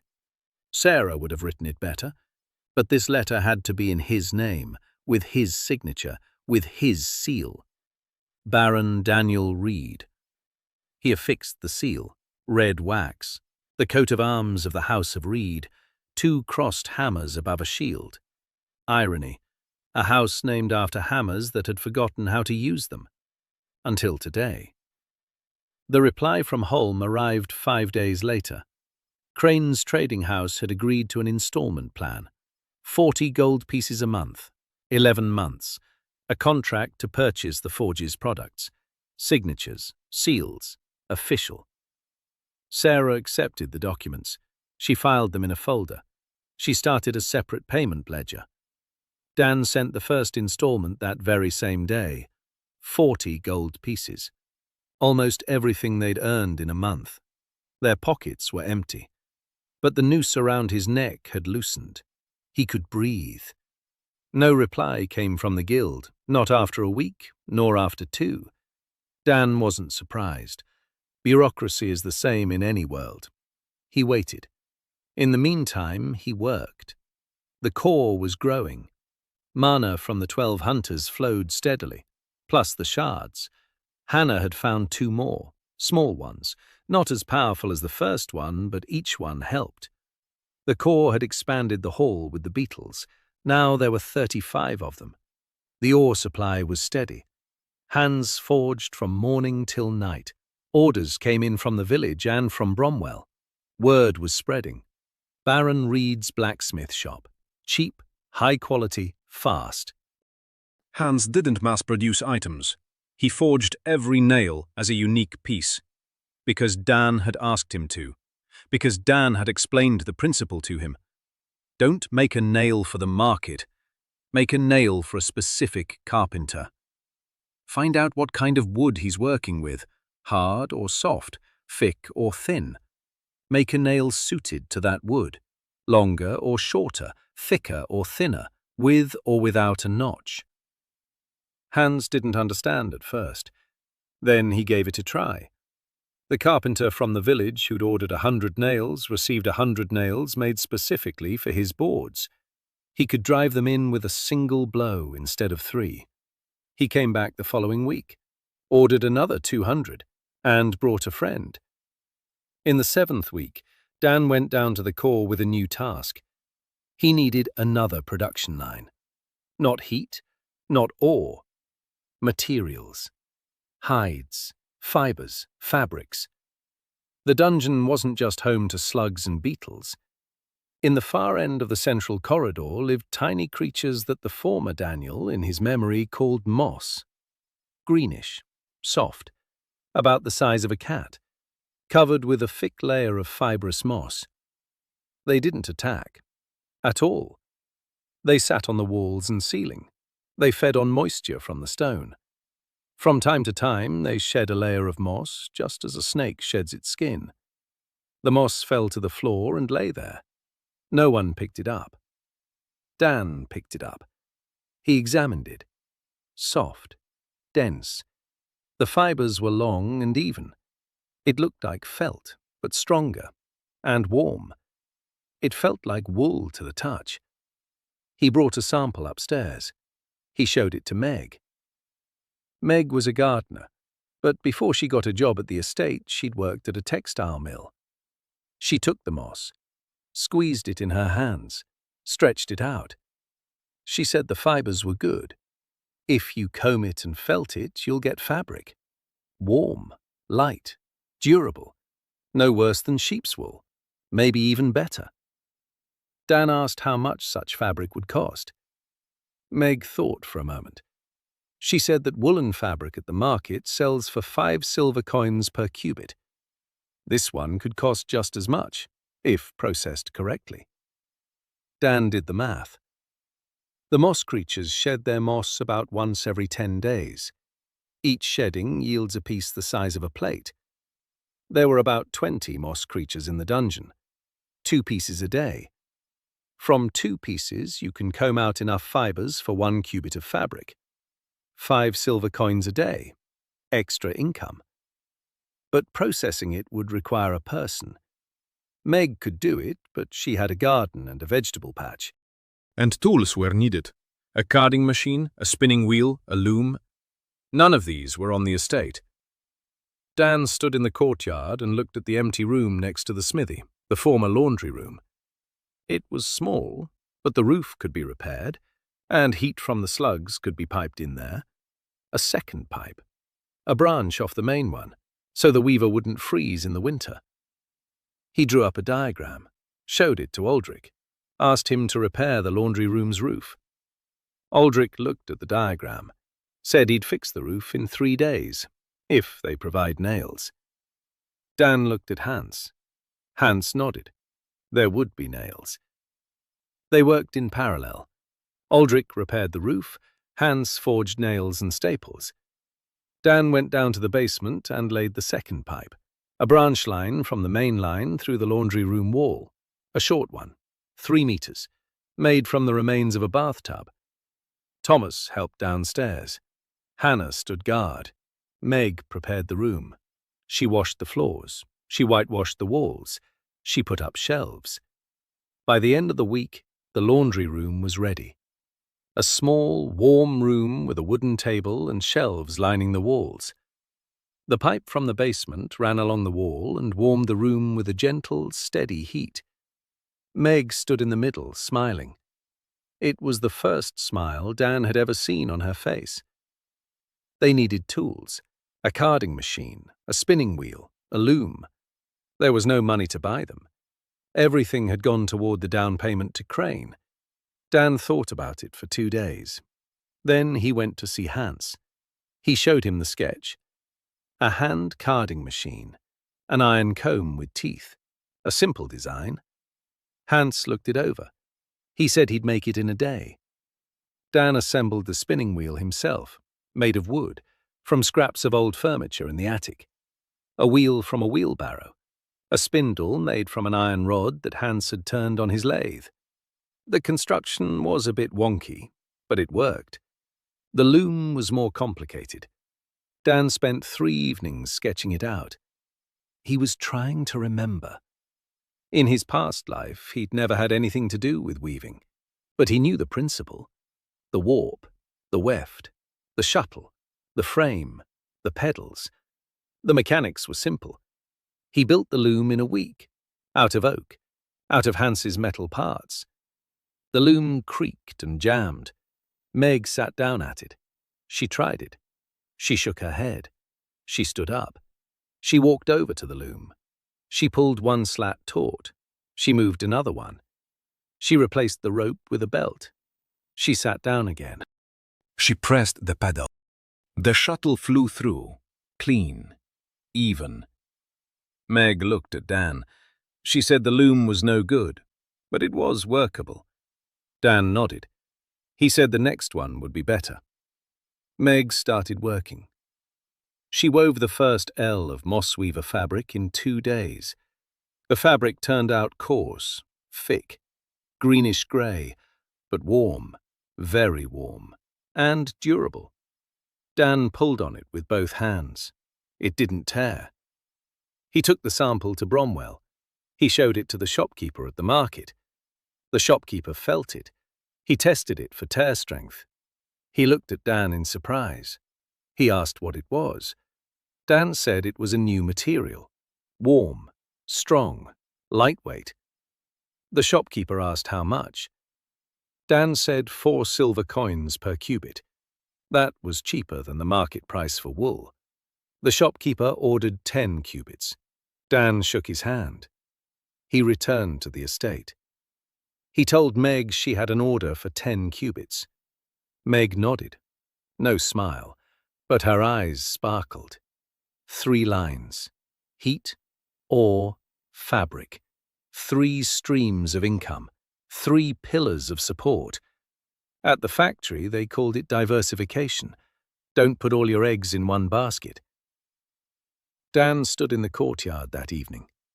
He looked out at the estate. The blacksmith's shop glowed. The sound of a hammer could be heard. The rhythmic creak of a loom came from the laundry room. The smell of soup wafted from the kitchen. By the stables, Aldrich was grooming Chestnut. Mila and Arno were playing by the well. Hannah sat on the porch, sharpening her sword. Thomas was nearby, patching a boot. Martin stood by the door, looking out at the courtyard. The courtyard was full of people, full of sounds, full of life. 2 months ago, there had been silence, dust, and the smell of death here. Dan stood and watched. And for a second, he allowed himself to think that maybe he could pull it off. Then he pushed the thought aside. It's too early. Way too early. He went into his office, sat down at his desk, opened Sarah's folder, the summary spreadsheet. Revenue is growing. Expenses are stable. The balance is positive. The first month in the black. He closed the folder, leaned back in his chair, looked up at the ceiling. The ceiling was cracked. The plaster was crumbling in the corner. It needed to be repaired. Later. There were more important things right now. Tomorrow, the response from the guild would arrive. Or it might not. But sooner or later, the guild would find out.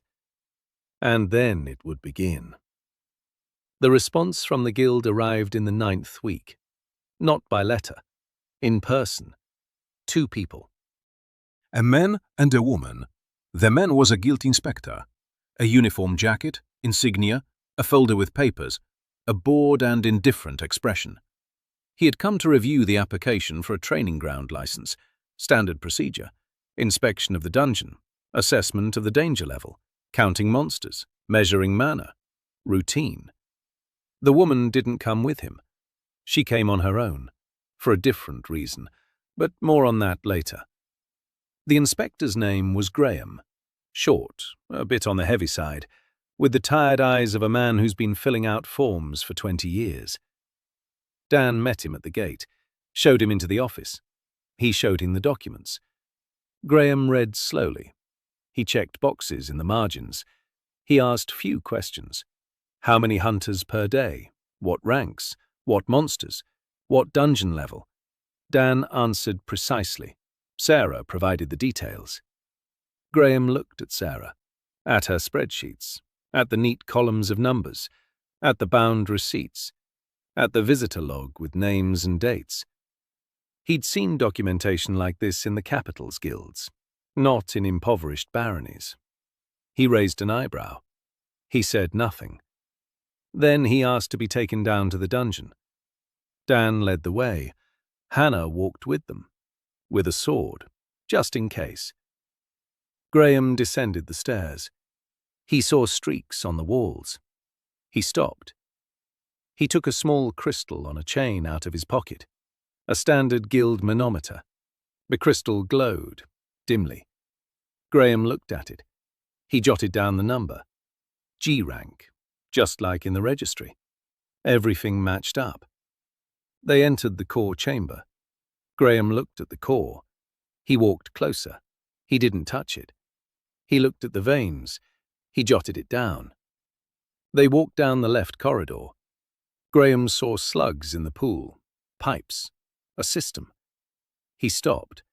He stared at it for a long time.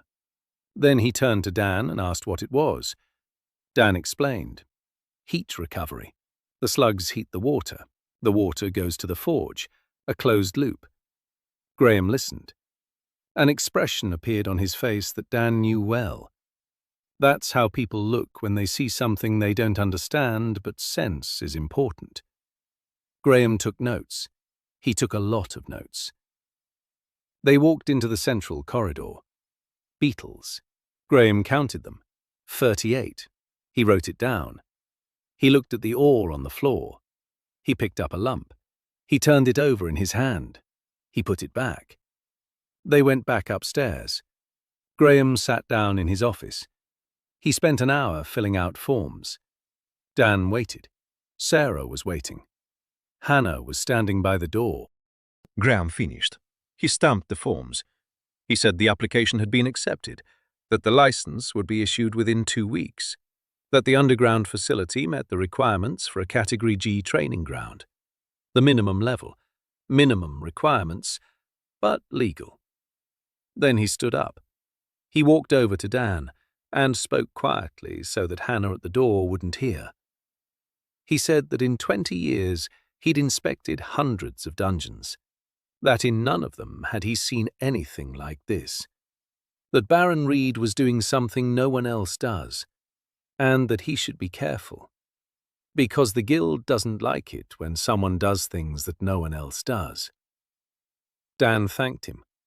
Graham nodded. He took the papers. He left. He mounted his horse and rode off. Dan stood in the courtyard and watched him go. A warning. The first, not the last. He knew. Now, about the woman. She was standing by the gate when Graham rode off, as if she'd been waiting. Tall, slender, dark red hair pulled back into a neat bun. An expensive dress, travelling attire but made of fine fabric. Behind her stood a servant with the horses. 2 horses, both thoroughbreds. She looked at the estate with the expression of someone appraising real estate. Martin approached her. He asked her a random question. She gave her name, Emily Ashford, daughter of Earl Reginald Ashford. Martin turned pale. Dan saw it from the study window. He knew the name Ashford from the memories of the former Daniel and from his father's papers. The Earl of Ashford, the largest dungeon magnate in the region. 4 dungeons, 3 of them C rank, 1 was B rank. Hundreds of hunters, thousands of workers, annual revenue greater than the budget of the city of Bromwell. Ashford was one of those who bought up small estates with dungeons. He bought them up on the cheap. He ruined the owners. He took the land. Daniel's father had turned him down 3 times. Ashford didn't press the issue. He waited. He knew that time was on his side. Sooner or later the Reeds would go bankrupt, and the estate would fall into his hands. And now his daughter was standing at the gate. Dan went downstairs. He stepped out into the courtyard. He approached her. She looked at him. He looked at her. She was beautiful. That was the first thing he noticed. The second was more important. Her eyes. Intelligent. Cold. Appraising. The eyes of someone accustomed to treating people like pieces on a chessboard. She said she had come on her father's behalf. That her father was concerned about rumors that the Reed estate had resumed operations in the dungeon. That her father would like to discuss a possible partnership.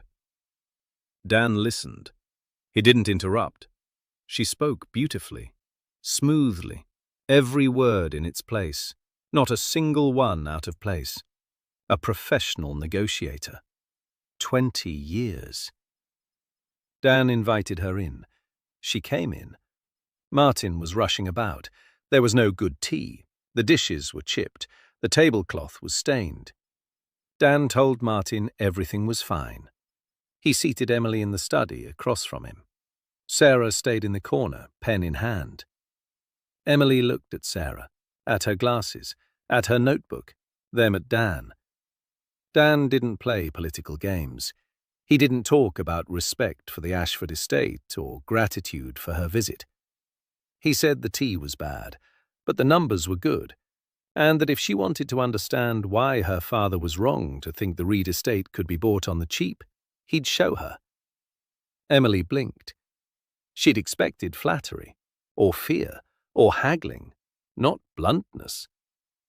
Dan stood up. He said he'd show her the estate, the smithy, the weaving mill, the dungeon, everything. Let her see for herself. Let her draw her own conclusions. Let her tell her father. They set off.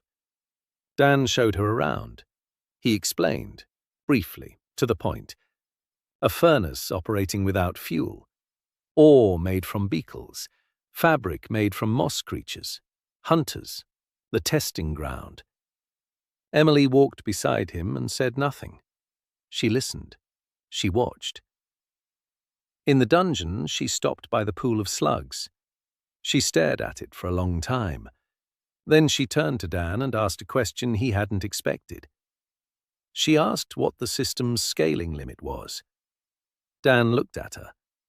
For the first time during the entire visit, he saw not Ashford's daughter, not a negotiator, not a tool. He saw a person who understood, who saw the system rather than a collection of parts. He answered honestly. He said that the limit was determined by the core's power, that the core was growing but slowly, that the current ceiling is roughly twice the current performance, that in 6 months the ceiling would rise even further, that the math works. Emily nodded. She jotted something down in a small notebook. Silver cover, gold edges. Dan noticed that her handwriting was small and even, just like Sarah's, only more confident. They returned to the office. Emily sat down. Dan sat down.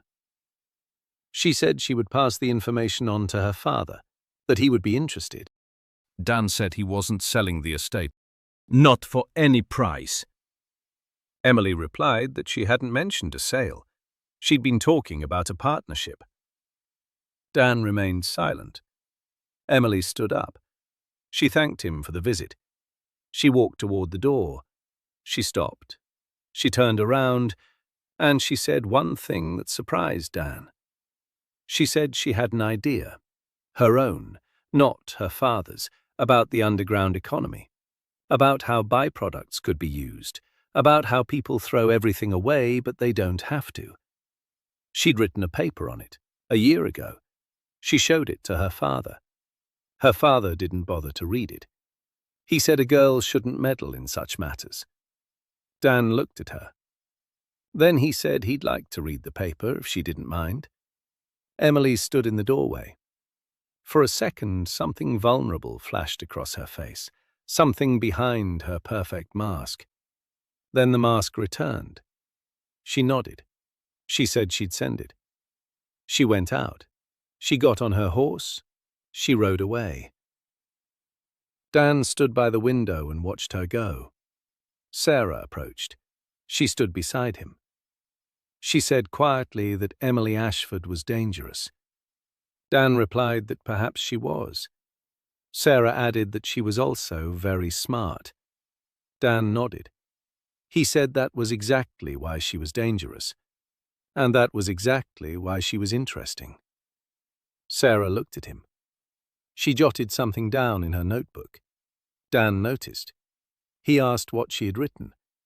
Sarah replied that it was nothing important. She closed her notebook. She went to her room. Dan smiled. He sat down at the table. He opened the dungeon map. He looked at the right-hand corridor. He circled it. He wrote a question mark next to it. He closed the folder. He looked out the window. It was getting dark. Clouds on the horizon. It would rain tonight. The office roof needed to be repaired. Later. Emily sent the work 3 days later, by courier, in a sealed envelope bearing the Ashford coat of arms. Inside was a notebook, thin, leather-bound, small, neat handwriting, 40 pages. Dan read all evening. Around midnight, he set the notebook aside and sat in the dark. He thought. Emily wasn't just smart. She saw what he saw, only from the other side. She wrote about the byproducts of the dungeons, about how hunters take the loot and leave, and everything else rots away. Monster blood, slime, shards of armor, scales, bile, bones, all of it was thrown away, for hundreds of years, thousands of metric tons of organic material. Emily had done the math. On average, a hunter takes 30% of a slain monster. The remaining 70% is discarded or left in the dungeon. She proposed a recycling system. Grind the bones into fertilizer. The slime from fire slugs is acid. The acid can be used to clean metals. The bile from stone beetles is a binding agent. You can make glue or mortar. Dan reread the key pages twice. She was off on the details. Some of the calculations were rough estimates. She'd never done manual labor and had never seen how real-world manufacturing worked, but the line of thinking was correct. Flawlessly correct. At the factory in Toledo, Dan had been doing exactly the same thing. Recovery, recycling, a closed-loop system. Zero waste.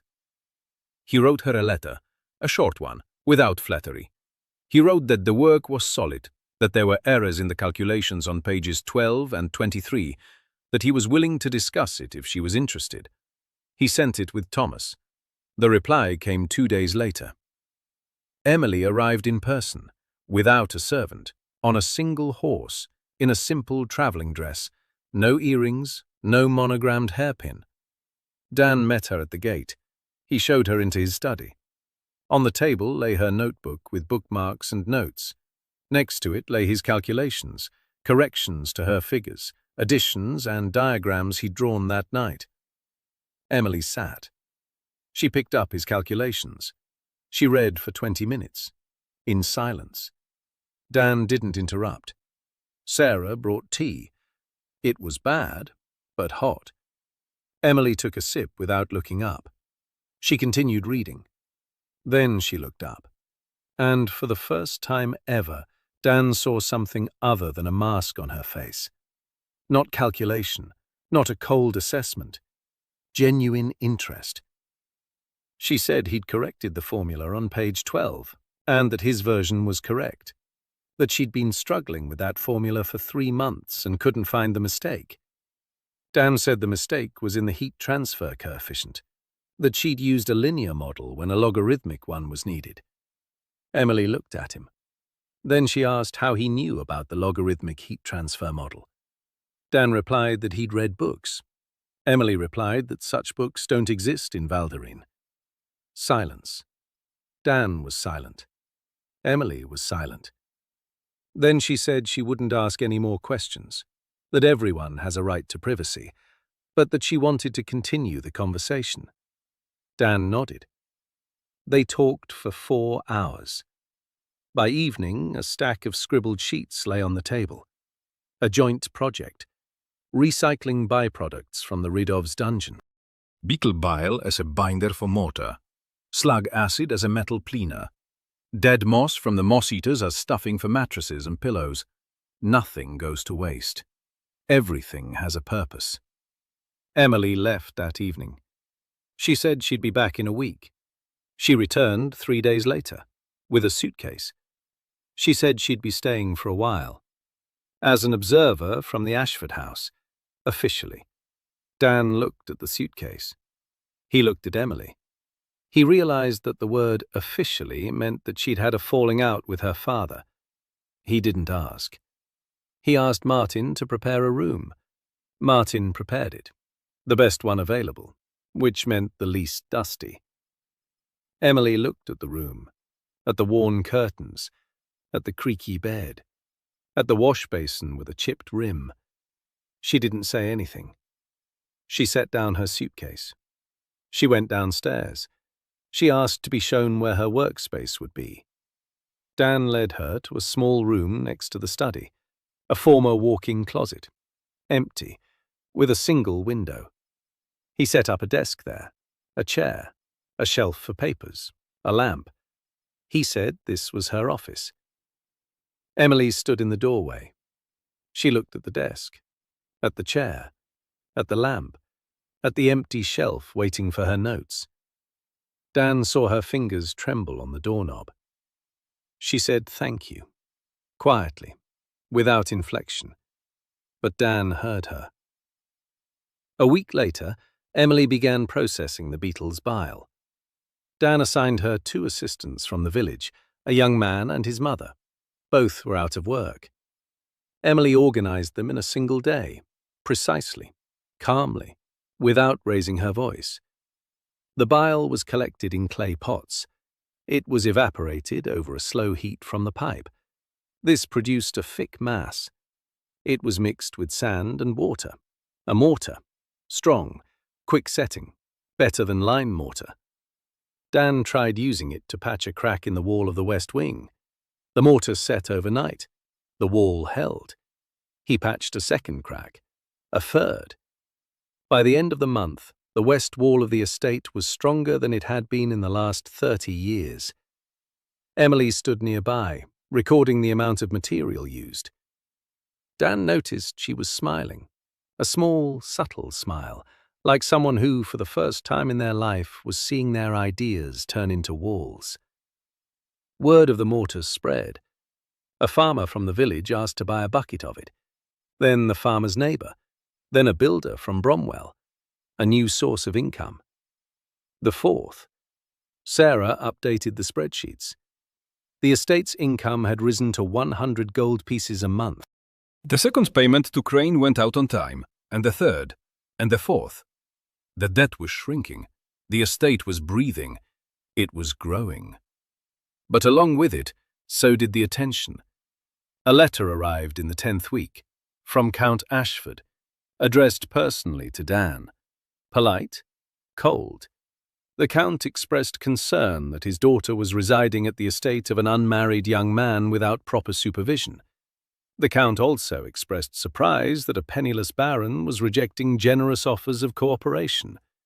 The Count reminded him that the Reed estates bordered those of the Ashfords, that neighbours should get along, that otherwise trouble ensues.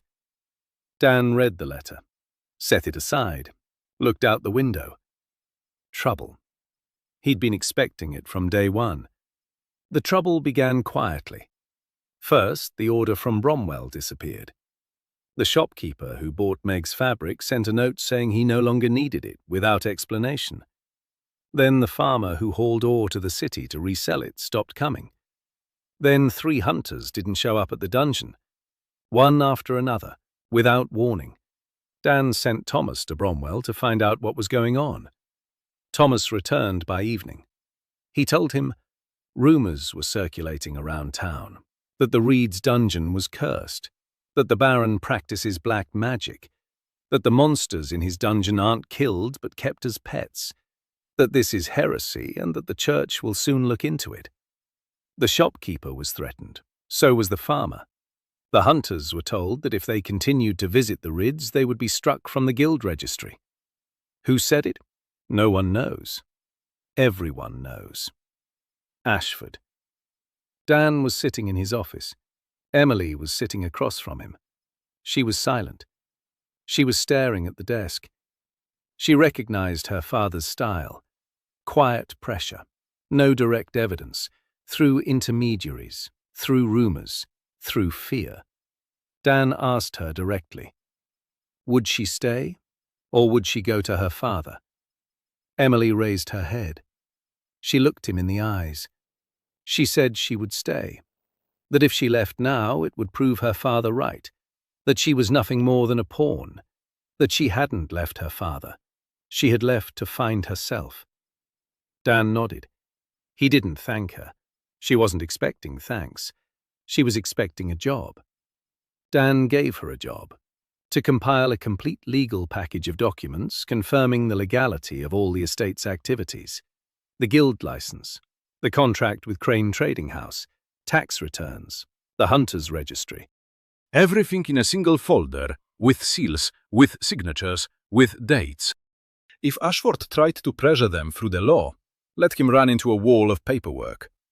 Emily worked for 3 days straight. Sarah helped. 2 girls with pens and paper against a count with an army. Ridiculous.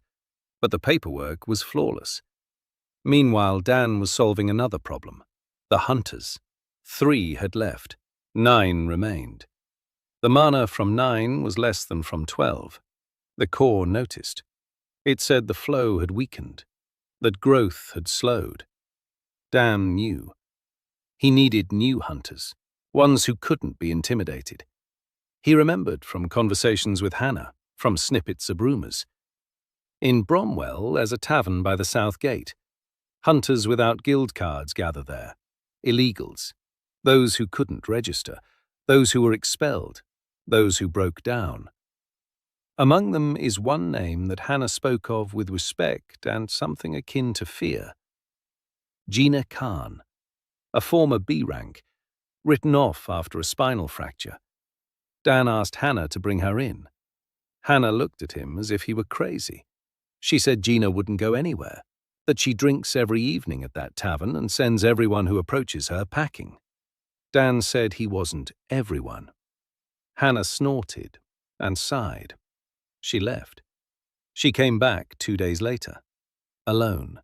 She said Gina had told her to get lost. Rude. Dan nodded. He put on his raincoat. He went to Bromwell by himself. He found the tavern. It was dirty, dark. It smelled of beer and sweat. A woman was sitting at a table in the corner, broad-shouldered, short hair, a scar on her cheekbone. There was a mug in front of her, empty. 2 more next to it, also empty. Dan sat down across from her. She looked at him. Her eyes were cloudy, tired, angry. She asked what he wanted. Dan said he needed an instructor for young hunters, someone who knows how to really fight and can teach others. Gina laughed, hoarsely. She said he was blind, that her back was broken, that she couldn't even bend over, let alone fight. Dan said he knew, that he didn't need a fighter but a teacher, that a teacher doesn't have to be faster than a student, he just has to know more. Gina fell silent. She looked at him. Then she said he was either an idiot or a liar. Dan took a bundle out of his pocket. He placed it on the table. He unwrapped it. Inside was a drawing, a corset. Dan explained. He'd drawn it with Leah. Leah Moon had arrived a week ago, a wandering alchemist, a half-blood. She'd come because rumors about the Baron whose monsters never die had reached the capital. She entered the estate with a single sack and asked if it was true that one could work with live monsters here. Dan showed her the dungeon. Leah stood by the pool of slimes for an hour, without moving. Then she turned to him and said it was impossible, that direct contact with a fire slug without protection was heresy according to every textbook. Dan replied that he didn't have any textbooks, but there were results. Leah stayed. He set aside a room for her in the East Wing. He allowed her to work with the monsters. He set one condition: write everything down. Leah took notes, and in between she sketched a design for a corset for Gina, made from the hide of a stone beetle, with threads of mossweaver fiber woven into it. The threads can conduct mana. If woven correctly, the corset will support the spine, not heal it, support it, like an external frame, like rebar in concrete.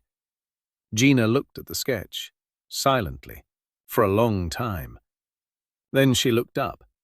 Her eyes were red. She said she didn't believe it.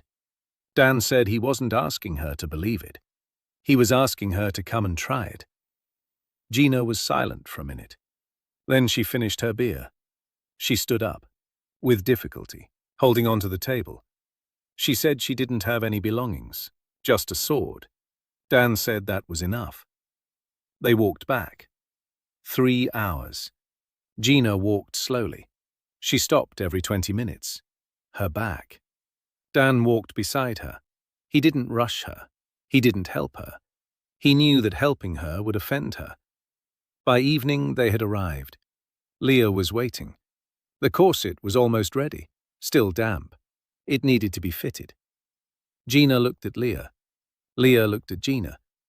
They didn't say a word to each other. Leah measured her. Gina stood there and endured it. 2 days later, the corset was ready. Slender, flexible, almost invisible under her clothes. Gina put it on that morning. She stood in the middle of the courtyard. Slowly, she straightened up, completely. For the first time in 2 years, she stood upright, without pain. Her face was expressionless. She stood there and breathed. She just breathed, steadily, deeply. Then she bent down, slowly. She touched the ground with her fingers. She straightened up. Hannah stood on the porch and watched. Her mouth was open. Gina turned toward Dan. He was standing by the smithy door, watching. Gina walked over to him. She stopped. She said one sentence. She said she'd be in his debt for the rest of her life. Dan replied that it wasn't necessary, that it wasn't a debt. That it was work. Leah made the corset. Hans forged the fasteners. Meg wove the threads. Hannah obtained the hide. Everyone did their part. Not him. Gina looked at him, then at Hannah, then at the forge, from which the sound of a hammer could be heard. She nodded. She said she'd start tomorrow, in the morning, and if any of the young ones were late for training, they'd regret it. Hannah turned pale, properly pale. Gina Hannah began training the hunters the very next day. A week later, the 9 hunters had become a team. 2 weeks later, new ones arrived. Not from Bromwell, from Haven, from Crosswood, from towns farther away. Rumours were flying both ways. Ashford told stories about the curse. The hunters told each other that no one dies at the Reed estate, that they're fed there, that they repair equipment, that there's a woman there who can turn you into a fighter in a month. By the end of the 3rd month, there were 22 hunters. The corps hummed. Mana flowed like a river. The dungeon grew. Winter came early. In the middle of the 10th month, the frost set in. The village at the foot of the hill froze over on the very first night. The firewood ran out. It had all been sent to the capital by decree of the crown. Military supplies. Kassan was building up his army at the border, and the capital was seizing resources from the provinces without a second thought. The old woman from the house at the very house came to the estate gates in the morning. She stood there in silence. Then she said that her neighbour had a child, a little one, a month old, and that it was cold in the house. Dan listened. He didn't make any promises. He went downstairs, to the corps. He placed his hand on the stone. By this time the corps spoke freely, in short phrases, sometimes in long ones, with character, with habits. It complained about the cold on the 2nd level. It asked for more slugs in the eastern sector. It wondered why Hannah hadn't come today.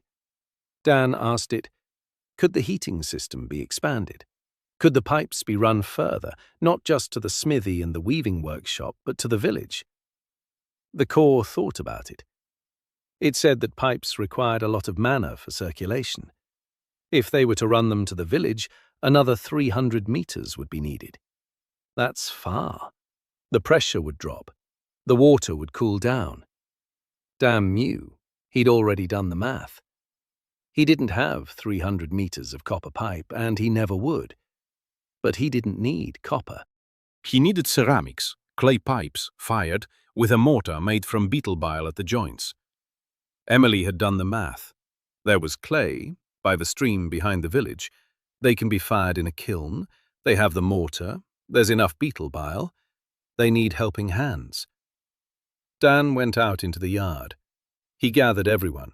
Martin, Betty, Aldrich, Meg, Hans, Hannah, Thomas, Gina, Leah, Emily, Sarah, Rick, Nora. Everyone who was at the estate. He explained. In short, the village is freezing. We need to bring heat from the basement to the houses. In 2 days, 3 at most, because the baby is a month old and it's below freezing in his house. No one asked why. No one said it was impossible. They got to work. Hans made the connecting couplings. Aldrich dug a trench from the estate to the village.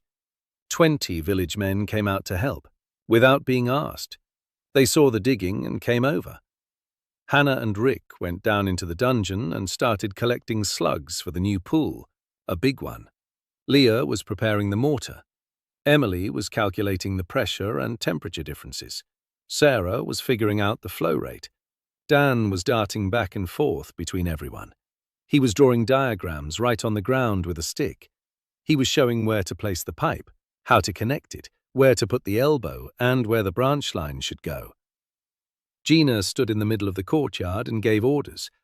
Her voice was so loud that it could be heard throughout the village. No one argues.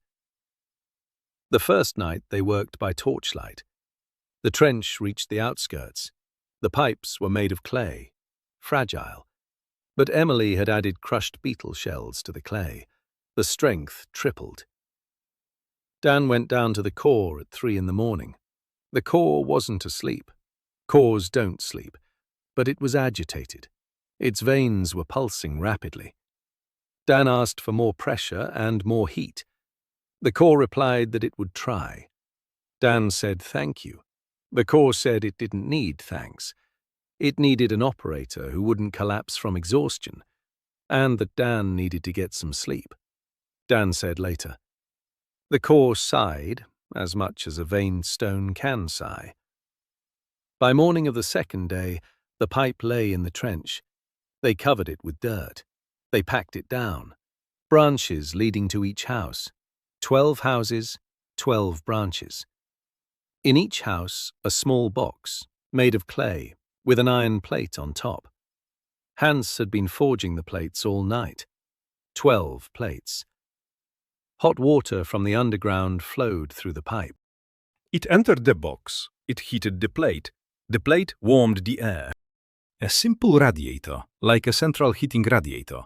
Only instead of a boiler room, there was the underground.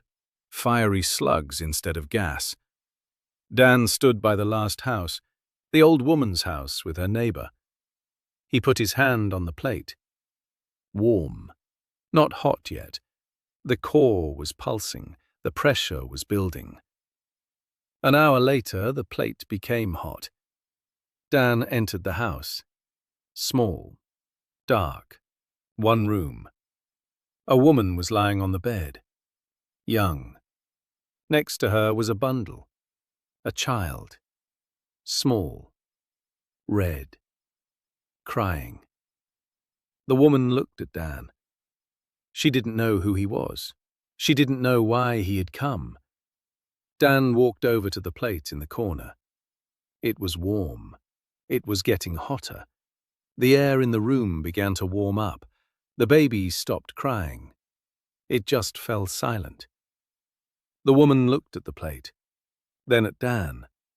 She didn't say anything. Dan went outside. People were standing in the street, the whole village. They could feel it. Their homes were warming up, all at once, one after another. A wave of warmth swept through the village like dawn. An old woman stood by her gate, her hand on the wall of her house. The wall was warm. She looked at her hand. Then she turned and went into the house. She brought out a jar. Jam. She set it on the ground by the estate gate. A second woman followed her out, with a wheel of cheese. A third with socks. By evening, a wall of gifts stood by the estate gate. Jars, cheese, socks, scarves, honey, dried apples, a small bag of nuts, knitted mittens, a wooden toy. Hannah stood next to Dan. They looked at it all. Hannah said quietly that they wouldn't give him away to anyone now. Dan looked at her. He looked at the gate, at the jars and socks, at the village, its chimneys smoking in the frosty air, at his estate behind him, at the blacksmith's shop from which came the sound of hammering, at the weaving workshop from which came the creak of the loom. He said he didn't want to go anywhere anyway. Hannah looked at him. He didn't see her. He was already walking back, toward the underground chambers, to check the pressure in the system. Hannah stood there, watching him go. Then she followed him. The church arrived in the spring. The village's heating system was the last straw. Rumours spread beyond the district. The Baron who commands monsters, a dungeon that obeys its master, heat from underground flowing through pipes into the houses. For ordinary people, it was a miracle. For the church, it was heresy. Priestess Yeri Pak arrived first. Quiet, short. Wearing the simple white robes of a rural temple, she had been sent by a congregation from a neighboring province. The congregation had heard the rumors and asked Yeri to investigate, not to accuse, just to investigate.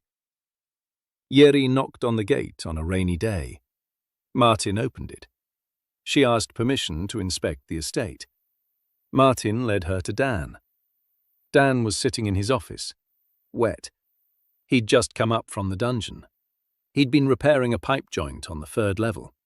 The Corps had opened the 3rd level 2 weeks ago. New halls, new monsters, more powerful, more interesting. Dan hadn't had time to study them yet. Yeri walked in. She looked at him. He looked at her. Young, frightened, trying not to show that she was frightened. She said why she had come, straightforward, no beating around the bush. She said she needed to find out if a demon had taken up residence in the estate. Dan nodded. He said it hadn't, but that she could go wherever she wanted and look at whatever she wanted. No restrictions. Yeri walked around for 3 days. She looked around. She talked to people. To Betty, to Hans, with Hannah, with the hunters. She went down into the dungeon. She stood by the pool of slugs.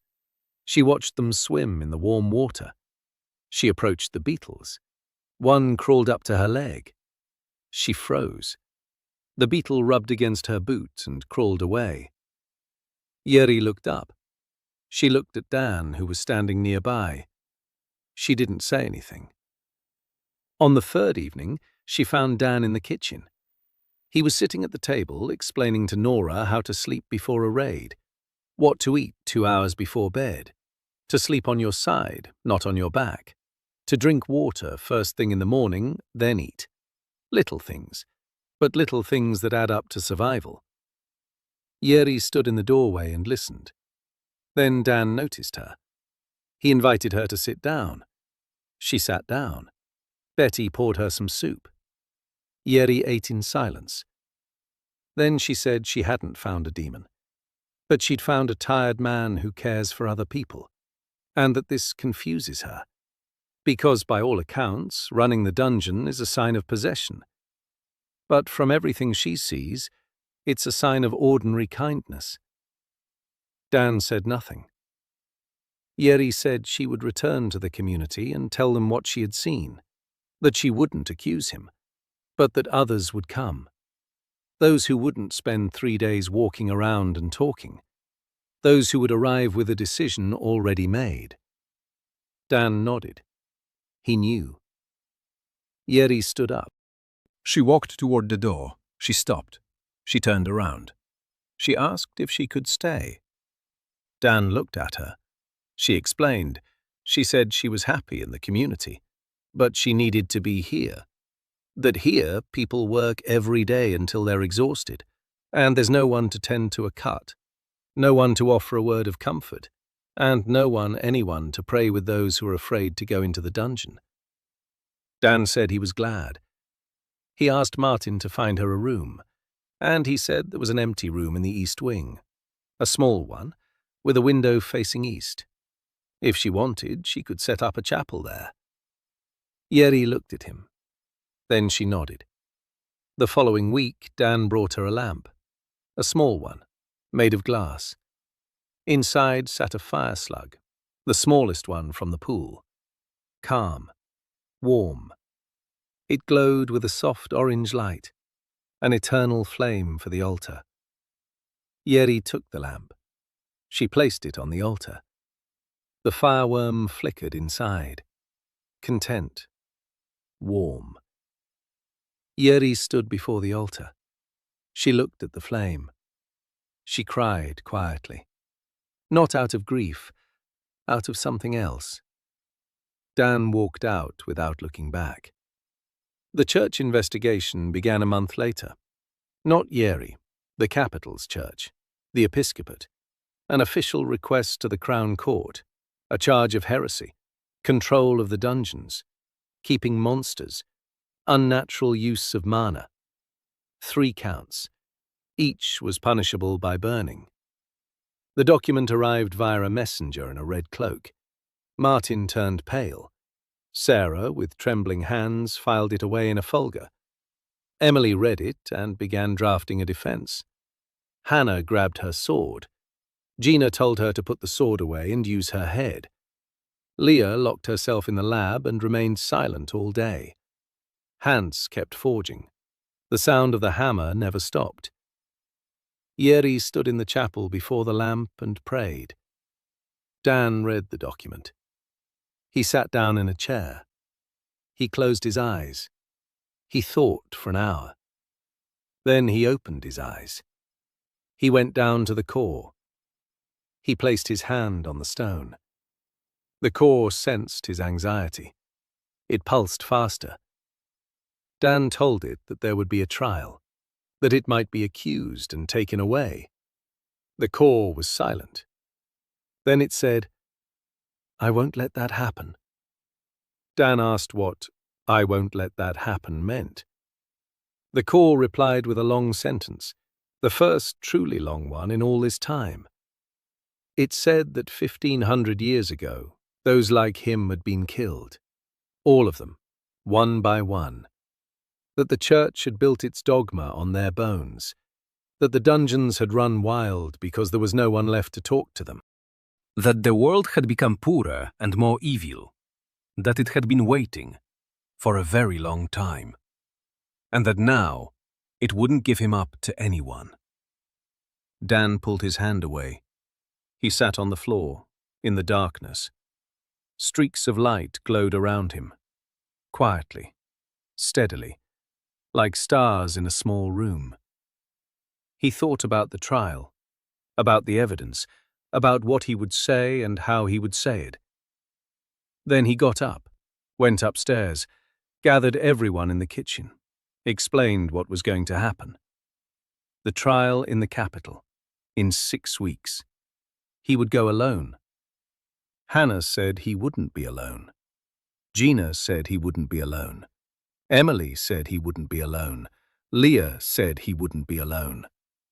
Sarah quietly jotted down the trial date in her notebook and began calculating travel expenses. Yeri stood by the wall and said nothing. Then she said she would go too. Everyone looked at her. She said that if she had to choose between dogma and the truth, she would choose the truth, even if it cost her her sanyo.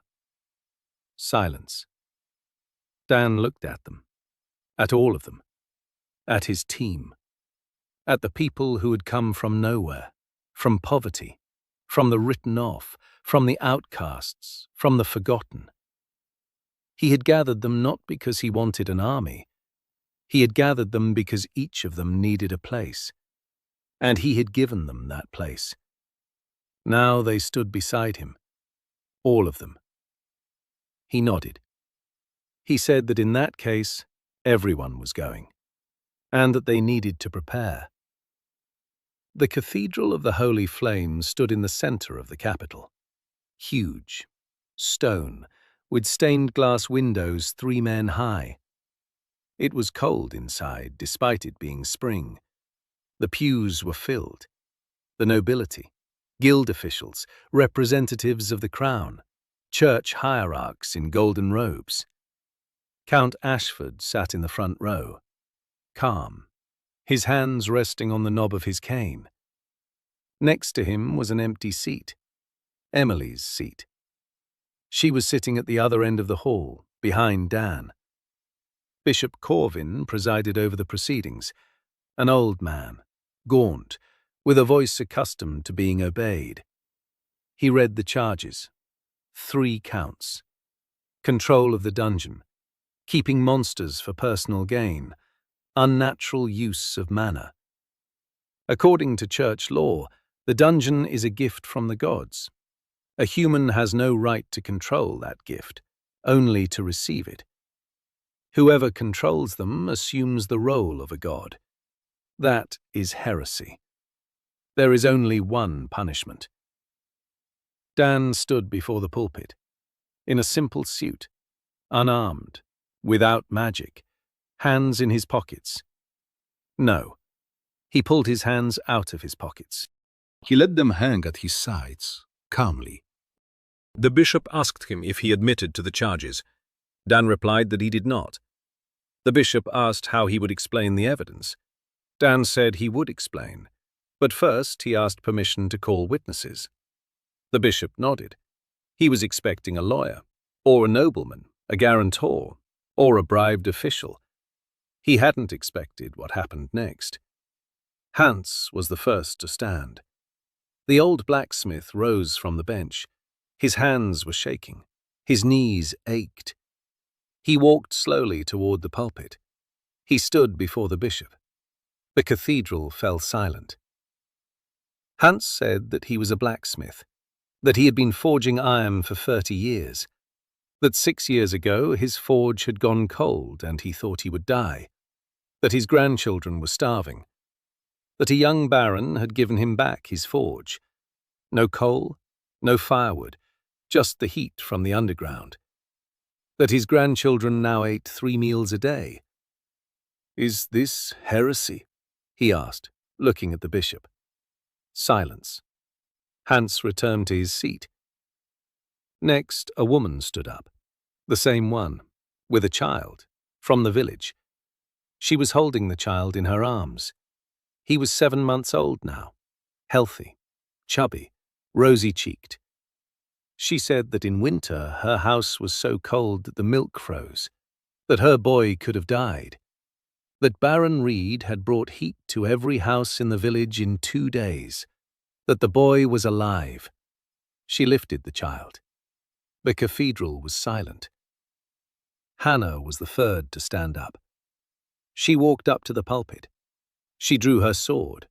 She laid it on the floor, in front of the bishop.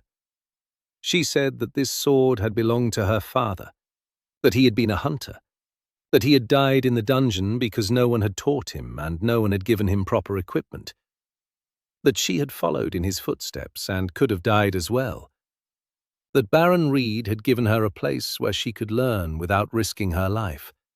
He had repaired her gear. He had made gauntlets to fit her arms. She showed the gauntlets. She raised her arm. The clasp glinted. She said that for the first time in her life she felt like a human being rather than expendable material. Emily was the fourth to stand up. The hall stirred. Ashford's daughter. The count in the front row turned pale. Emily walked to the podium, calmly, with her back straight. She said she had spent a year studying the economics of the underground, that she had written a paper on the processing of byproducts, that her father had refused to read it, that Baron Reed had read it, found a mistake, corrected it, and gave her an office, for the first time in her life, a place where her ideas mattered. She looked at her father. The Earl wasn't looking at her. He was staring straight ahead. Emily said that she renounced the Ashford family's claim to the Reed lands. Personally, publicly, forever. The hall buzzed. Gina was the fifth to stand. She walked up to the podium. She unbuttoned the top button of her shirt. She turned her back to the hall. She pulled the fabric off her shoulders. She revealed a scar, long, from her shoulder blade to her lower back, white, horrifying. The hall gasped. Gina turned back around. She said she'd broken her back 2 years ago, in Count Mallory's dungeon. They wrote her off, threw her out, gave her severance pay and forgot about her. Baron Reed gave her a corset, a job, a place, a purpose. She buttoned her shirt. She said that if this was heresy, then she was a heretic. Yeri was the sixth to stand. The hall fell silent. A priestess, in a white robe, with the symbol of the church on her chest. She walked to the pulpit, quietly, small among the massive columns. She looked at the bishop. She placed a book on the pulpit, Holy Scripture.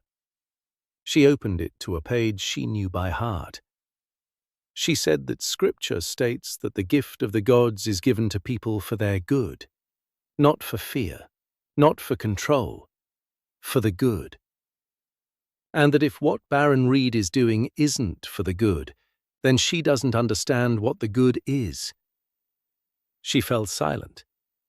Then she added quietly, she said that if this is a demon, then she no longer understands who God is. Silence. Absolute silence. In the cathedral, where 1,000 people were gathered, you could hear water dripping somewhere beneath the ceiling. The bishop looked at Jeri, at the book, at the hall, at Dan. Dan stood motionless. Behind him were his men, all of them. And then she appeared in the aisle between the pews, small, barefoot, in a simple white dress, with hair down to her waist, bluish, like the streaks of light in the dungeon. She walked across the cathedral's stone floor, her footsteps making no sound. The hall fell silent. Someone stood up. Someone recoiled. The guards reached for their weapons. The girl was walking toward Dan. Small. About 10 years old, she seemed. Thin, with enormous eyes the color of glowing stone. She approached him, took his hand, a warm hand, alive. She turned to the bishop, looked at him. He was old and had seen a great deal, but he had never seen this before. She said one word. Master. Her voice was quiet, old, ancient. The voice of a being who was 1,500 years old, in the body of a little girl. Dan stood there. He held her hand, her tiny palm in his. Warm. He looked down. She looked up. And smiled. Her first smile in 1,500 years. The cathedral was silent. A minute. 2. 3. Then the bishop lowered his eyes, then raised them, opened his mouth, closed it, opened it again, and said nothing, because there was nothing to say. The trial ended without a verdict. Not acquitted, not convicted. Postponed indefinitely. A phrasing that meant the church had retreated but not surrendered. Dan knew that. It was enough for him. Count Ashford was waiting for him at the cathedral exit, standing alone, without guards, without an entourage. An old man with a cane on the cathedral steps. Dan stopped. Ashford was looking at him, then at Emily, who was walking behind Dan, then back at Dan. He said that Dan had won. Not him. The man within him. Dan looked at the old man. He saw a weary man who had spent his whole life building walls and had, for the first time, realized that bridges could be built. Dan said he hadn't won, that he'd simply been doing his job. Ashford grunted. He nodded. He turned around. He walked toward the carriage. Emily stood there, watching his back. Dan placed his hand on her shoulder, gently, for a second. She didn't turn around, but her shoulder relaxed slightly beneath his palm. They returned to the estate 4 days later. It was a long journey. A little spirit girl sat in the carriage next to Dan, silently.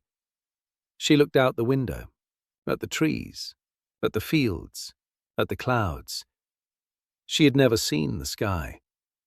1,500 years underground. Hannah sat across from her and couldn't take her eyes off her. The girl reached out and touched Hannah's hair. Black, long. Hannah froze. The girl smiled. Hannah smiled back. Dan watched them and felt something inside him, something that had been clenched for a very long time, begin to relax. Not completely. Not yet. But it was starting. They arrived by evening. The estate gates were open. Martin stood in the doorway. Betty was behind him. Aldrich, Meg, Hans with his grandchildren. The whole village stood behind the fence. They were waiting. Dan stepped out of the wagon. The spirit girl hopped down after him. She held his hand. Martin looked at her, at Dan, at the faces of the people behind Dan. He understood. He nodded. He opened the door wider. Dan entered the house. His house. He took the girl by the hand. She walked beside him, looking at the walls, at the staircase, at the portraits on the walls, at the crack that Emily had patched with a mixture of beetle bile. The girl stopped. She looked at Dan. She said the house was warm. Dan said yes.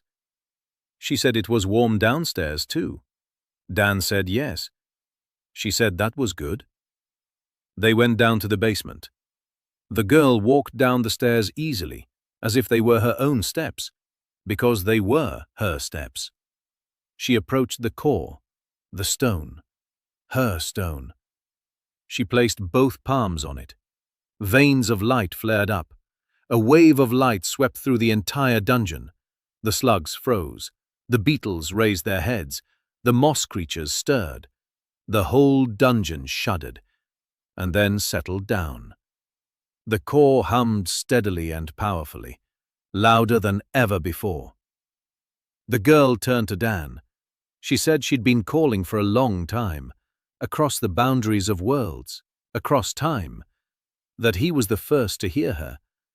She apologized for taking him away, from that life, from that sister he never called, from that heat exchanger he hadn't finished.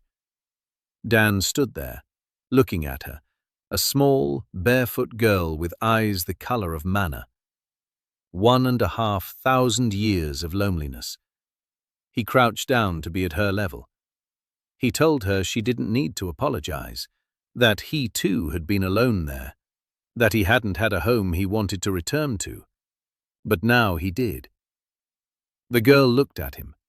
Then she stepped forward and hugged him, her little arms around his neck, warm. He hugged her back, gently, the way you hug something fragile and infinitely precious. Voices could be heard upstairs. Betty was calling everyone to dinner. Hans was hammering away in the smithy. Meg was singing at her loom. Gina was leading the evening warm-up. Emily was arguing with Sarah about numbers.